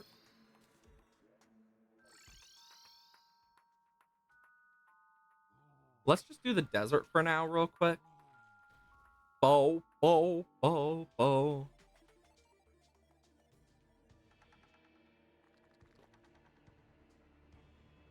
I'm gonna do this real quick while I mark this off. Do do do do do do do do do do do do. We also have the wyvern, but we cannot do that during a solar eclipse, so or a blood moon, because otherwise they won't spawn as often. Because there's so much else that will take up spawns. Okay.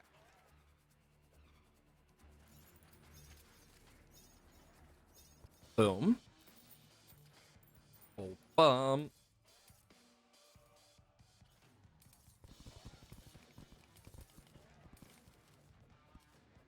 I hate that they keep spawning in, like, caves and crap, because it's so annoying. Because it's like, really?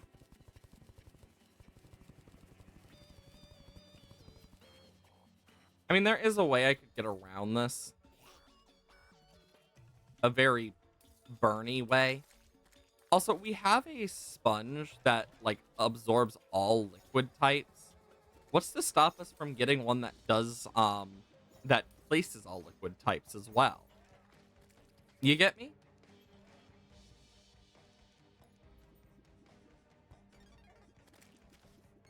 Like, these are things I think about.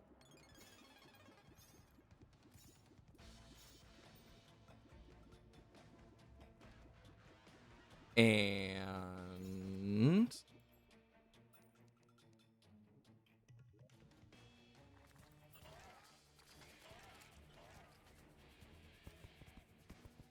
there we go.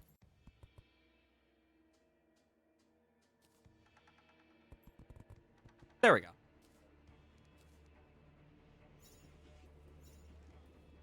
This is going to take a bit to fill up, but it'll be worth it. Boom.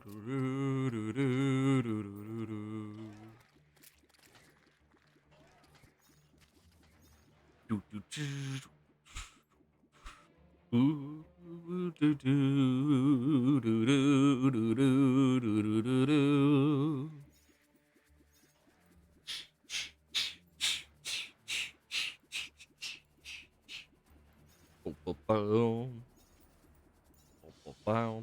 Boom. Do do do do do do do do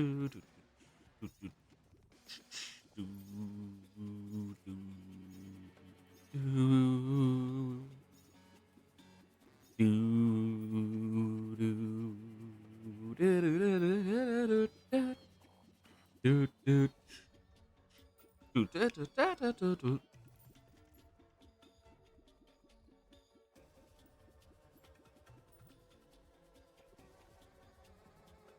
and boom.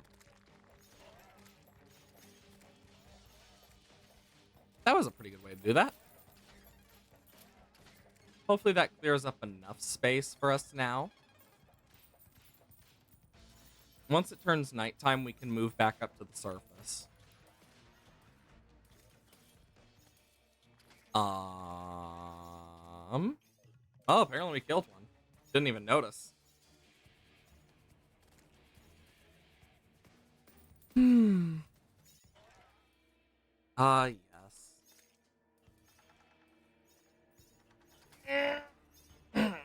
You stretch. It's always important to stretch. It's like I keep needing to stretch here and there because like my body otherwise just starts to like lock up a bit. Especially when I'm not like moving certain parts of it. I don't know why my body does that. It's always done that, but it's so annoying. It just likes to do it. Okay. Hmm.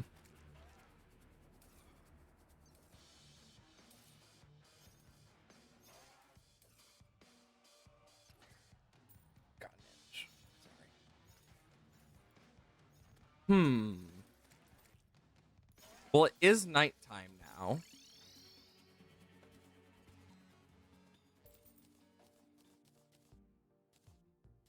And then boom. There we go. Now let's just go up.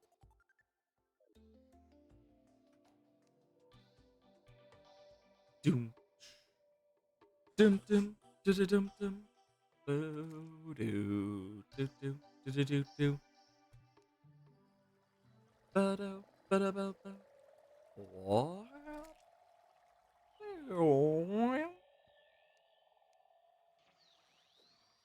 And boom. Do, do, do.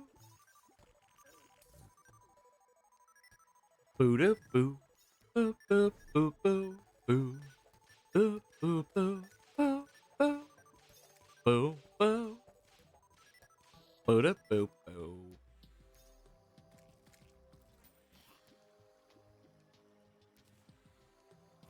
Boo.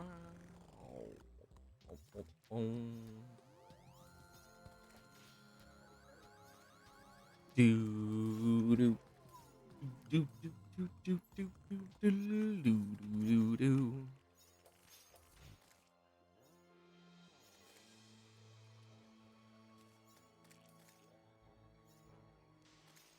Ha. 11 more wyverns to go. Once we get the wyvern, though, that's gonna be a huge, like, change. Honestly, I'm just glad that we're, like, getting so much done today.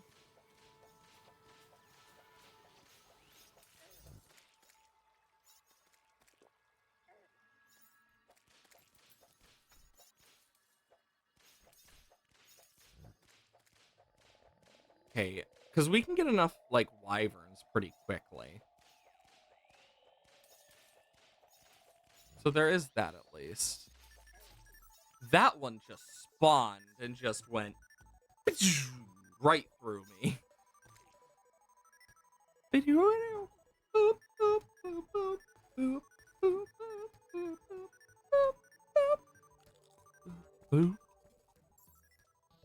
Okay.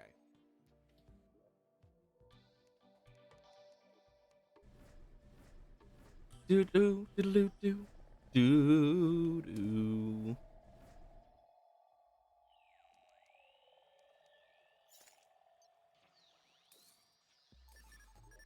Okay, where are we? 43. 7 more to go. Nice. Boo, boo, boo, boo, boo, boo, boo, boo, boo, boo, boo, boo.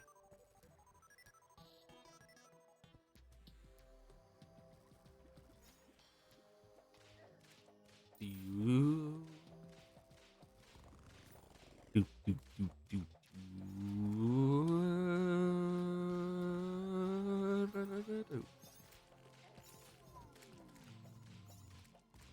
6 more to go.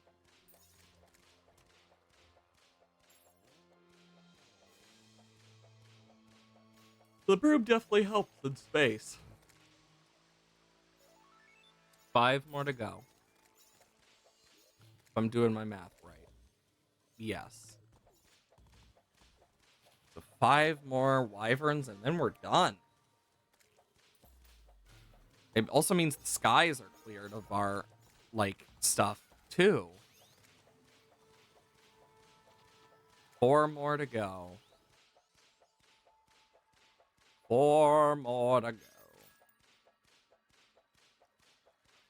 Snap, snap, snap, snap, snap, snip, snap. Just need to... Oh. 3. 3 more to go. 2.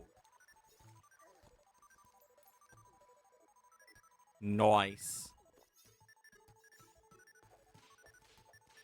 Only having 2 more to go is quite nice, honestly. Once we get it, I think I'll probably end stream, but just depends what happens first. 2, 1.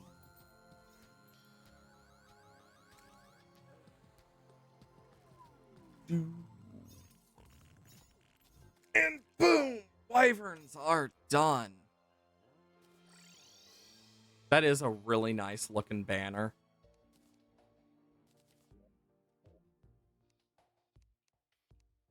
So yeah, it should be here. Is it? It's right after Harpy. No, right before Harpy. After Red Devil. So, Red Devil. There it is. Wyvern banner. Either way, though, for those of you who are not part of it, !dislab in the chat, where we have a wonderful community. You might make some new friends. Who's to say? I announce if I'm sick in any way, if things happen, just in general. That comes out on the Discord, as well as when I go live at 8 a.m. CST to 12 p.m. CST every Monday, Wednesday, Thursday, and Friday.